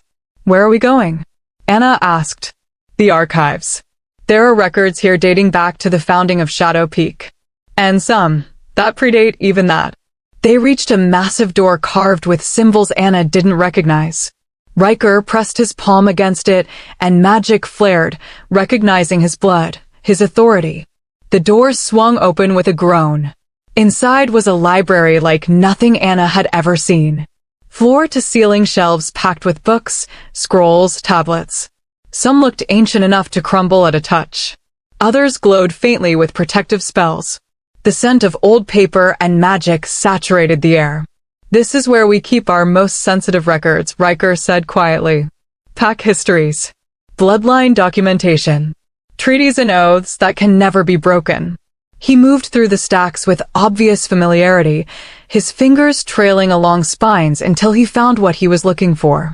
A leather-bound book, its cover marked with a symbol that made Anna's chest ache for reasons she couldn't explain. A crescent moon bisected by a lightning bolt. "Do you recognize this?" Riker asked, holding it up. "No. Should I?" "This was your mother's pack symbol. The Silver Moon bloodline." Anna's breath caught. "My mother. You don't remember her." "I don't remember anything before I was 5. My father said my mother died when I was young, but he never talked about her. Never told me her name or where she came from." Riker's expression was grim. "That's because your mother didn't die. She was executed." The words hit like a physical blow. "What?" "Sit." Riker gestured to a reading table. "This is going to take a while." Anna sat, her hands trembling. Riker opened the book, turning pages carefully until he found what he was looking for. A family tree drawn in elaborate script, showing generations of wolves. His finger traced a line to a name near the bottom. Celine Silvermoon. Born 1978. Bonded to Marcus Vance 2001. Daughter, Anna. Status. Executed 2008. Your mother was from one of the oldest bloodlines in the Northern Territories, Riker said quietly. The Silvermoon Pack was legendary, powerful, ancient, respected. But they were also cursed. Cursed how? Their wolves were different. Stronger than normal. Faster. But also harder to control. Every few generations, someone would be born with a wolf so powerful it would consume them. Turn them feral. Make them dangerous to everyone around them. He turned the page, showing illustrations that made Anna's skin crawl. Wolves that were too large, too violent, with eyes that burned with unnatural light. Your mother was one of those, Riker continued. Born with a wolf that should have killed her. But she learned to control it barely. She became one of the most formidable warriors in the Northern Territories. Then why was she executed? Because when you were born, you inherited her power. Riker met her eyes. And it scared everyone. Anna's hands clenched. I don't understand. You shifted for the first time when you were 3 years old. Not the normal first shift that happens during adolescence, a full, complete transformation triggered by a tantrum. And your wolf. He paused. Anna, your wolf destroyed half your father's estate, killed 2 pack members who tried to stop you, nearly killed your father himself. Horror crawled up Anna's spine. No, I would remember. You don't remember because your father had your memory suppressed. Hired a witch to seal away everything that happened before your 5th birthday, including the knowledge of what you were capable of. Riker turned more pages, showing reports written in clinical detail. Damage assessments, death certificates, and finally, a magical contract signed in blood. Your father made a deal with the witch, Riker said. She would suppress your wolf completely, lock it away so deep you'd never be able to access it. In exchange, he promised to keep you isolated, powerless, no risk to anyone. And my mother was executed by the Council of Alphas for producing a child too dangerous to exist. His voice was heavy. They gave your father a choice. Kill you both or suppress you and live with the shame of raising a wolfless daughter. Anna's vision blurred. He chose wrong. He chose survival. For both of you. Riker closed the book carefully. I'm not defending him. What he did lying to you, treating you like you were broken instead of powerful, that was cruel. But he was also terrified. Of what you were. of what you could become. So my whole life has been a lie. Anna's voice came out flat. I'm not defective. I'm not broken. I'm just locked away. Yes. And the bond with you, that's what broke the seal. That's why my wolf is surfacing now. Partially. Riker moved to sit beside her. The mate bond is powerful. It called to your wolf even through the suppression. But there's something else. He reached out, his fingers hovering near her chest. May I? Anna nodded, not trusting her voice. His hand pressed against her sternum, right over her heart. Warmth flooded through her, not sexual, but searching. Like he was looking for something specific. His eyes widened. I thought so. What? The spell is breaking. Has been since you arrived. Every day, every shift, every moment we spend near each other, it's eroding the suppression your father paid for. He pulled his hand back. Within a month, maybe less, it'll be completely gone. And then what? I turn into the monster everyone was afraid of. No. His voice was absolute. Then you become what you were always meant to be. Powerful. Dangerous. But in control. Because unlike your mother, you won't be facing it alone. Anna looked at him, this man who'd somehow become her anchor. How can you be so certain? Because I've seen you fight. I've felt your wolf through the bond. And she's not a monster, Anna. She's fierce and protective and yes, dangerous. But she's also you. And you are one of the strongest people I've ever met. Tears burned Anna's eyes. I killed people when I was 3 years old. You were a terrified child with no control and no one to teach you. That's not your fault. My father thought it was. Your father was wrong. Riker cupped her face, forcing her to meet his eyes. Everything he told you about yourself was wrong. You are not broken. You are not worthless. You are a woman with extraordinary power who was caged for 22 years because people were too afraid to help you learn control. He leaned forward, his forehead pressing against hers. But you're not caged anymore. And I'm going to help you become everything they tried to prevent. Not because I need you to be powerful, though that helps, but because you deserve it. You deserve to know what you're capable of. Anna's breath shuddered out. I'm scared. I know. But you don't have to be scared alone. She kissed him then. Not desperate this time. Not urgent. Just grateful. For his honesty. For his faith. For seeing her as something other than a liability or a weapon. When they broke apart, Riker stood and offered his hand. Come on. There's one more thing you need to see. He took her to another section of the archives. This one was smaller, more intimate. Personal journals lined the shelves instead of historical records. Riker pulled down a leather journal, its cover worn smooth with age. This belonged to my mother, he said quietly. Queen Lina. She kept detailed records of everything, pack politics, alliances, births, deaths. He opened it to a page marked with a ribbon. She also kept records of prophecies. Anna's stomach dropped. Prophecies? The Shadow Peak line has always had seers. Women who could glimpse possible futures. My mother was one of them. He turned the journal toward her. Read. The handwriting was elegant, precise. I have seen her. The silver wolf born of lightning. Caged by fear, freed by fate. She will come to Shadow Peak when my son is at his darkest. When the beast threatens to consume him entirely. She will be his salvation or his destruction. I cannot see which. But I know this. The bond between them will reshape our world. For better or worse, nothing will be the same after she arrives. I pray she comes. I pray my son is strong enough to accept what she brings. And I pray the cage holding her doesn't break too late. Lina Draven, Spring 2015. The date was 2 months before Riker's mother died. She knew, Anna whispered. She saw me coming. She saw the possibility of you, Riker corrected. Prophecies are never certain. But yes, she knew someone like you existed. Someone who could help me. Did she tell you? No. I found this journal after she died. Read it cover to cover, trying to understand what she'd seen. What she'd known. His voice roughened. I spent 10 years wondering if the prophecy was real. If you were real. Or if it was just my mother's desperate hope that someone could save me from myself. He closed the journal carefully. Then you walked into my throne room, and I knew. Every word she'd written was true. Anna's mind spun. Your mother died 12 years ago. But she wrote this in 2015. She was dying. The cancer that killed her gave her one last surge of prophetic clarity before the end. She spent her final weeks writing down everything she could see. He set the journal back on the shelf with reverent care. This entry was dated 3 days before she passed. I'm sorry, Anna said softly. Don't be.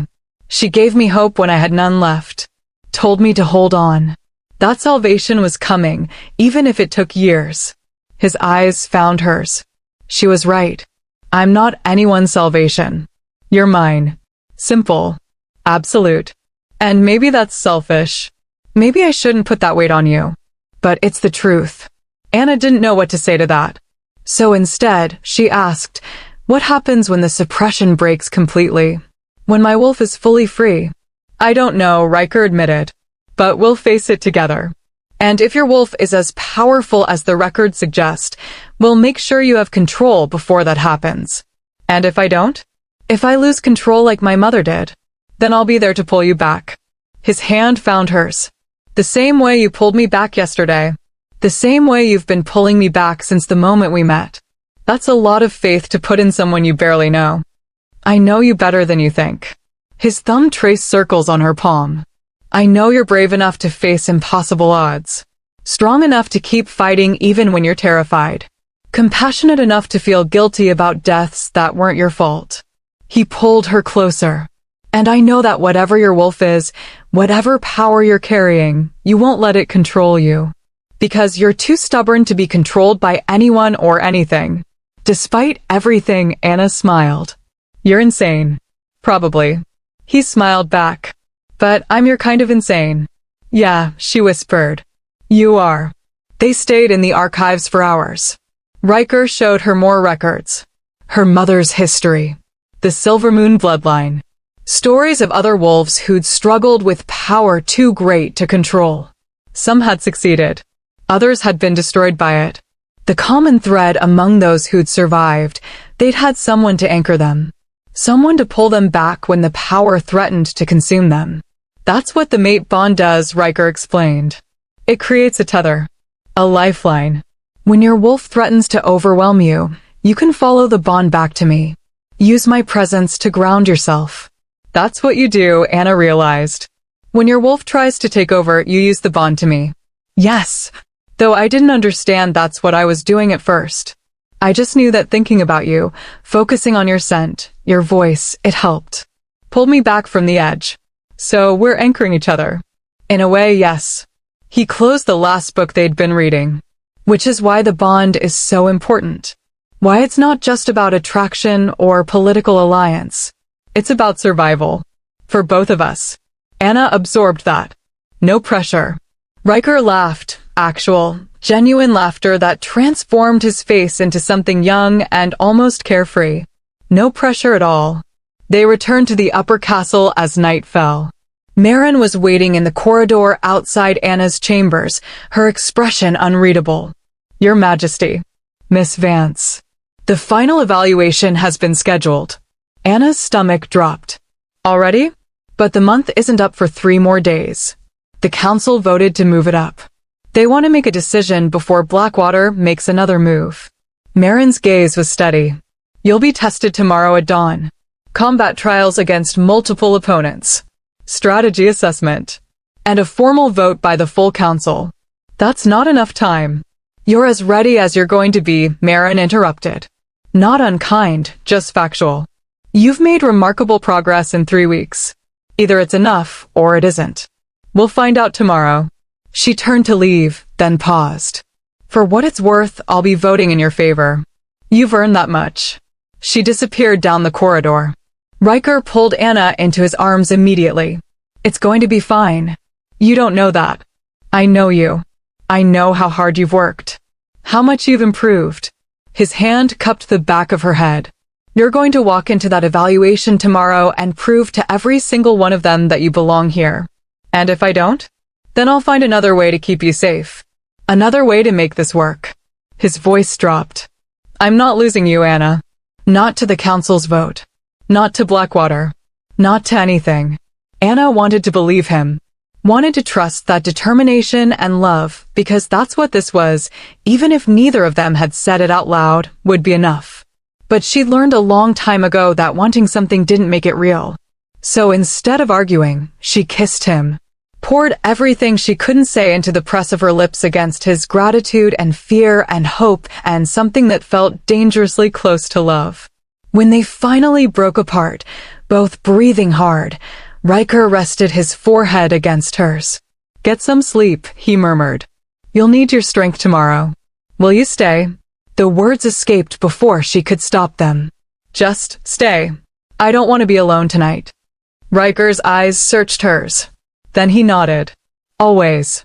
They slept tangled together, clothes on, nothing inappropriate, just the desperate need to be close.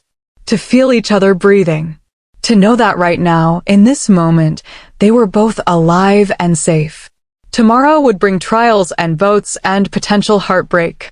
But tonight, they had each other. And for now, that was enough.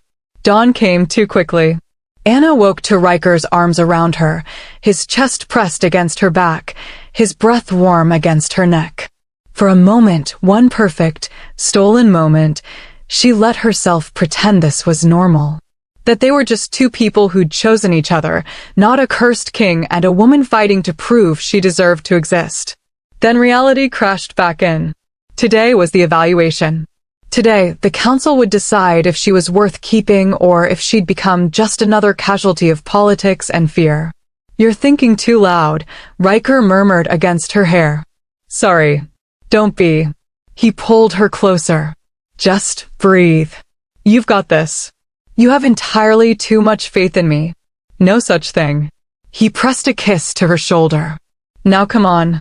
We need to get you ready." The entire pack assembled in the main training yard. Not just the council and warriors, everyone.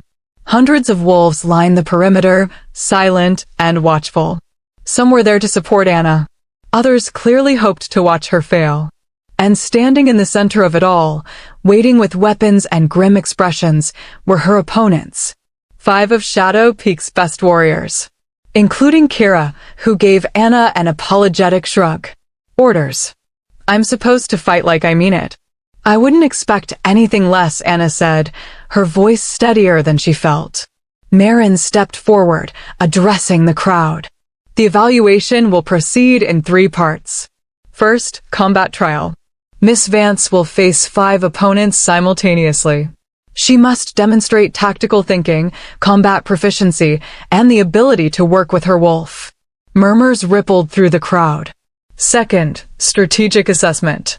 She will be presented with a theoretical scenario and must develop a viable solution.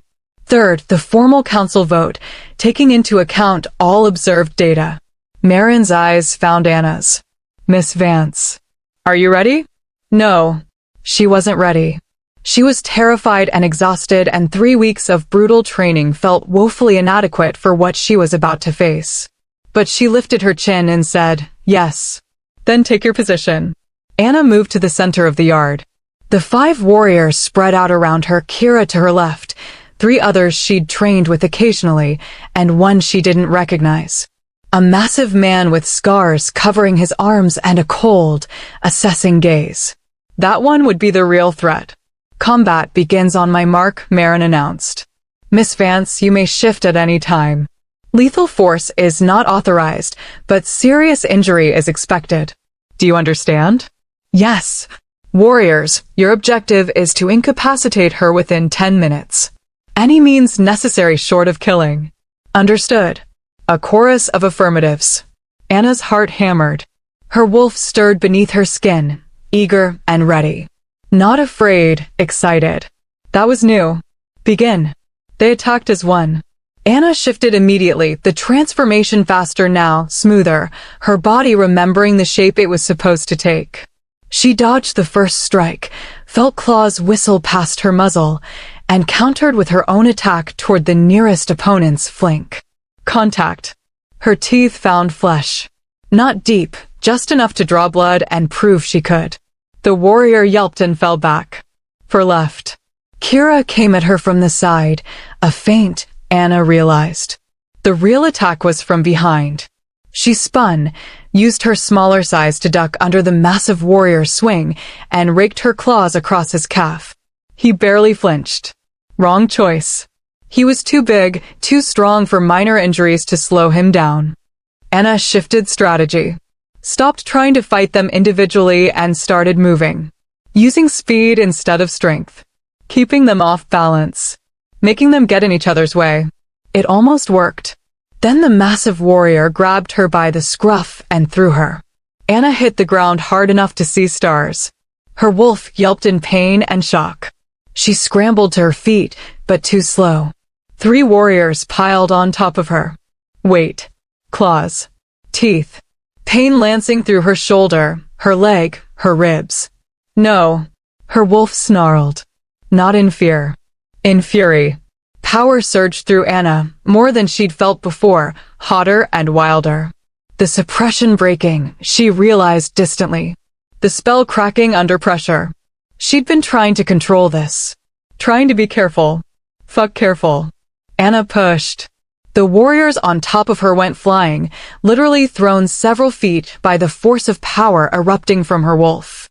She rose, shaking, her vision tinted red, and something in the back of her mind whispered, hurt them, kill them, make them pay.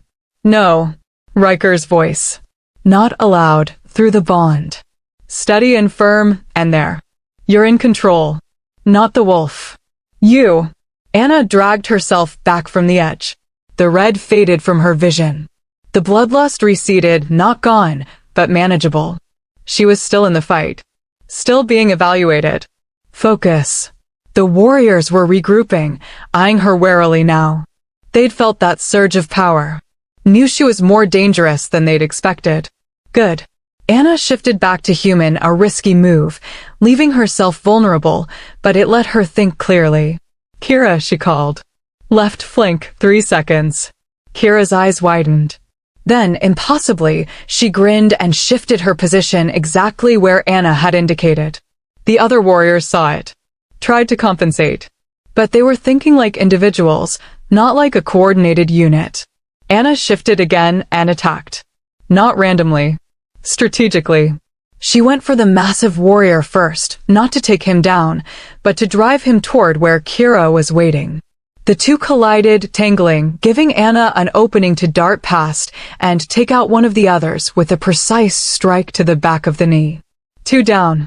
The remaining 3 converged. Anna couldn't dodge them all. Took hits, claws raking her side, teeth catching her back leg, but she gave as good as she got. And then the 10-minute bell rang. Stop. Marin's voice cracked across the yard. Everyone froze. Anna stood in the center of the carnage, bleeding from a dozen wounds, her wolf form trembling with exhaustion and adrenaline. Around her, all 5 warriors were either down or bloodied. She hadn't won, but she hadn't lost either. Shift back, Marin ordered. Anna obeyed, collapsing to her knees the moment she was human again. Someone, Iris, bless her, rushed forward with a blanket and draped it over Anna's naked, shaking form. You did good, Iris whispered. Really good. Marin addressed the crowd. Combat trial complete. The council will deliberate while Miss Vance is treated for injuries. Strategic assessment will commence in 1 hour. Warriors helped Anna to her feet. Helped her limp toward the healer's station set up at the yard's edge. And as she passed, she caught Riker's eye. He stood with the council, his expression carefully neutral for the crowd. But through the bond, she felt his pride. His relief. His absolute certainty that she'd just proven everyone wrong. Told you, his voice echoed through their connection. Despite the pain, despite the exhaustion, Anna smiled. The healer worked quickly. Most of Anna's wounds were superficial, painful, but not dangerous. 1 gash on her ribs needed stitches. Another on her shoulder needed salve to prevent infection. You're lucky, the healer muttered. Another inch to the left, and this would have nicked an artery. I'll take lucky, Anna said through gritted teeth. Riker appeared as the healer finished bandaging. He dismissed her with a nod, then knelt in front of Anna. Let me see. I'm fine. Let me see. Anna lifted the edge of the bandage. Riker's expression darkened at the sight of the stitches, but he said nothing. Just pressed a gentle kiss above the wound. You were magnificent, he said quietly. I barely held my own. You fought 5 of my best warriors simultaneously, and none of them could take you down. That's not barely holding your own. That's proving you belong here. The council might not see it that way. Then they're fools. He cupped her face. But even if they vote against you, even if they try to force you to leave, I won't let them. I'll find a way. Riker. I mean it, Anna. I will burn this entire kingdom down before I let them take you from me. The intensity in his eyes should have frightened her, should have made her question his sanity. Instead, it made her feel safe, cherished, worth fighting for. Let's hope it doesn't come to that, she said softly. Agreed. He pressed his forehead to hers. Now rest. You have one more test to pass. The strategic assessment was brutal in a completely different way. No physical combat. Just Anna, the council, and a hypothetical scenario designed to test her tactical thinking. Blackwater has allied with 2 other packs, Marcus presented. They're planning a 3-pronged assault on Shadow Peak. You have limited warriors, limited resources, and 48 hours to prepare. What do you do? Anna's mind raced. This wasn't about the right answer. There probably wasn't one. This was about how she thought. How she prioritized. First, she said slowly, I'd gather intelligence. Find out which packs allied with Blackwater and why. Are they true believers in the cause, or were they coerced? Because coerced allies can be turned. Marcus nodded slightly, encouraging her to continue. Second, I'd fortify our weakest points, but make our strongest positions obvious. Make them think they know where we're vulnerable. Then I'd set traps at the false weak points. That requires warriors we don't have, Vera pointed out. No, it requires making them think we have more than we do. Decoys. False scent trails. Anything to make our forces seem larger than they are. And if the assault comes anyway, another counselor asked. Then we don't fight fair. Anna met their eyes steadily. We use the terrain. We use their overconfidence. And we make sure that even if they win, the victory costs them more than it's worth. You're advocating for guerrilla warfare, Marcus said. I'm advocating for survival by any means necessary. Anna's voice hardened. Because sometimes the only way to win is to make your enemy regret starting the fight in the first place. Silence fell over the council. Then Marcus smiled. Actually smiled. That, he said, is exactly what I would have said. The vote took less than an hour.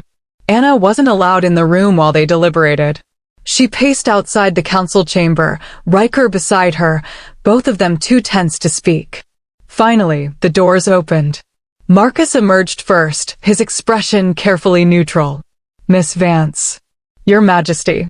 The council has reached a decision. Anna's heart stopped.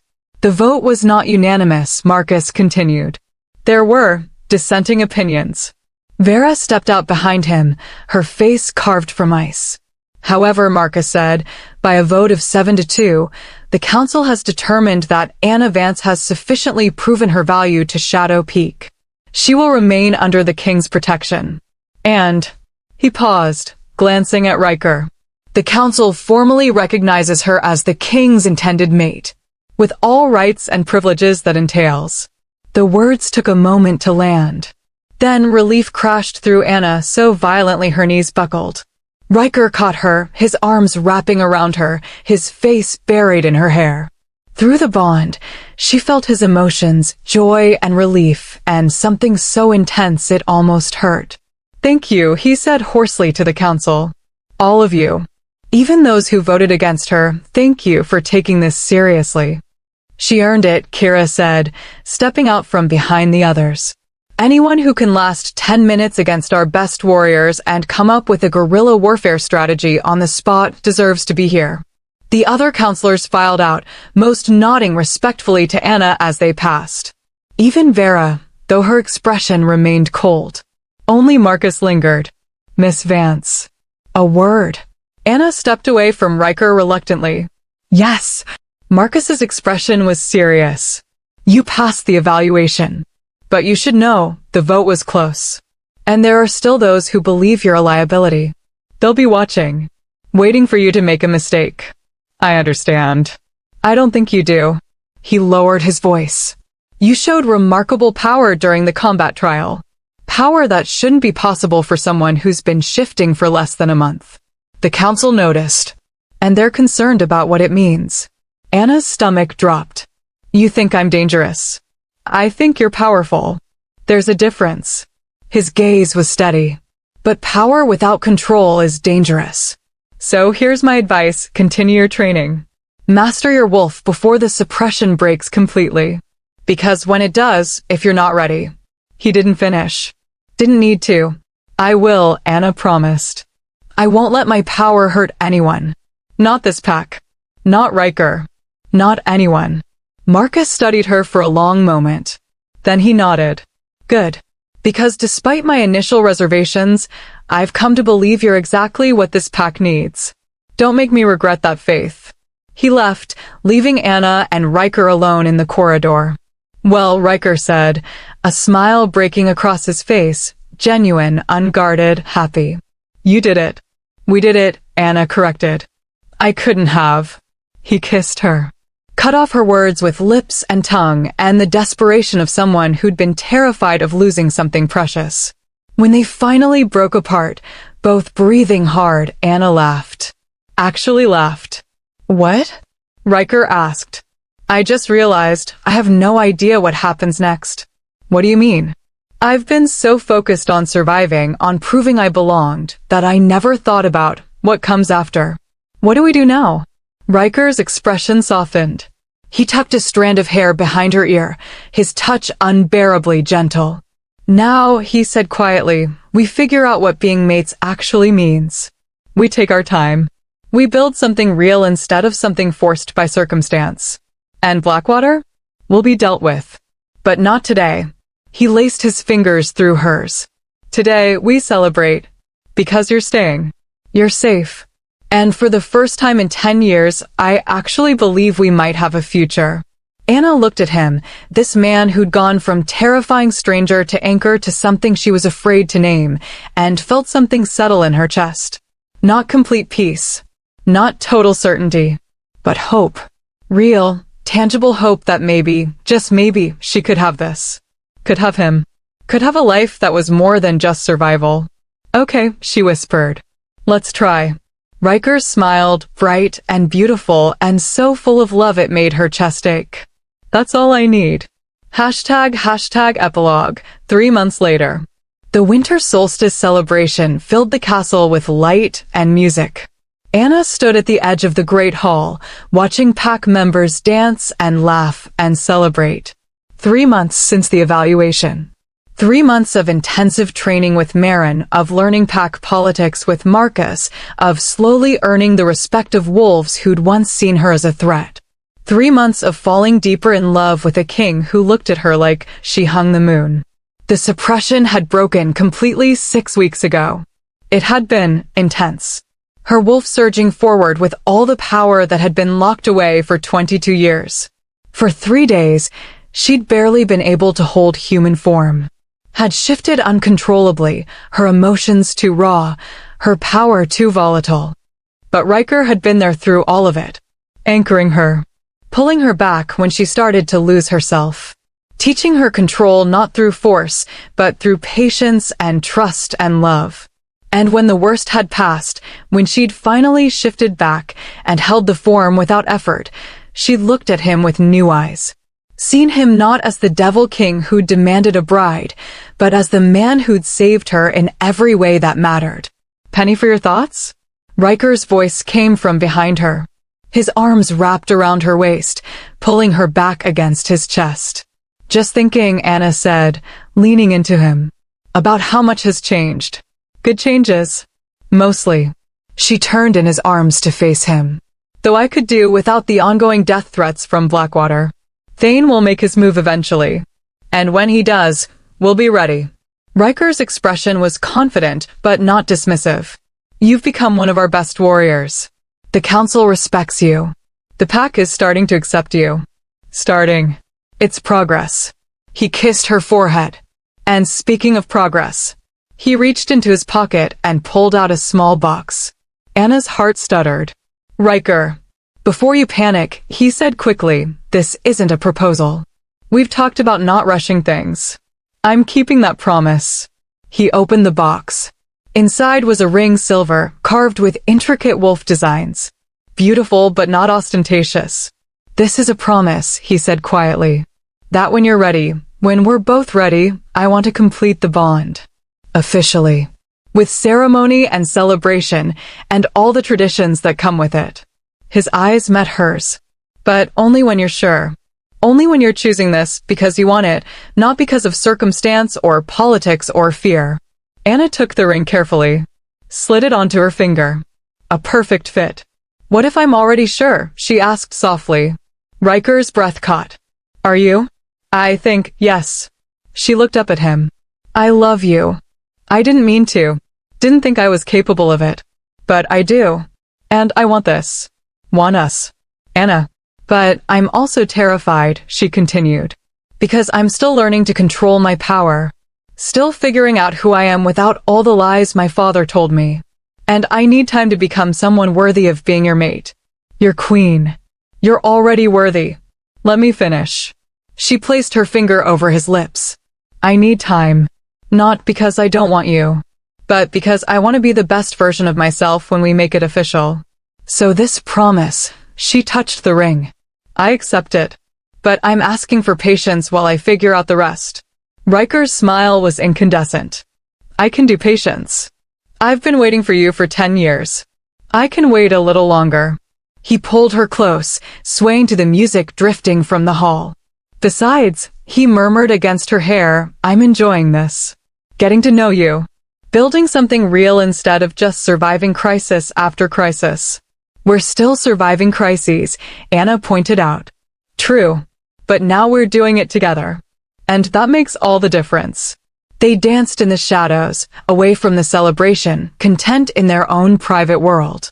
And for the first time since arriving at Shadow Peak, since being sent here as a sacrifice, since discovering the truth about herself, Anna felt like she was exactly where she belonged.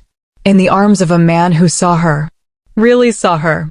Who loved her not despite her power, but because of everything she was.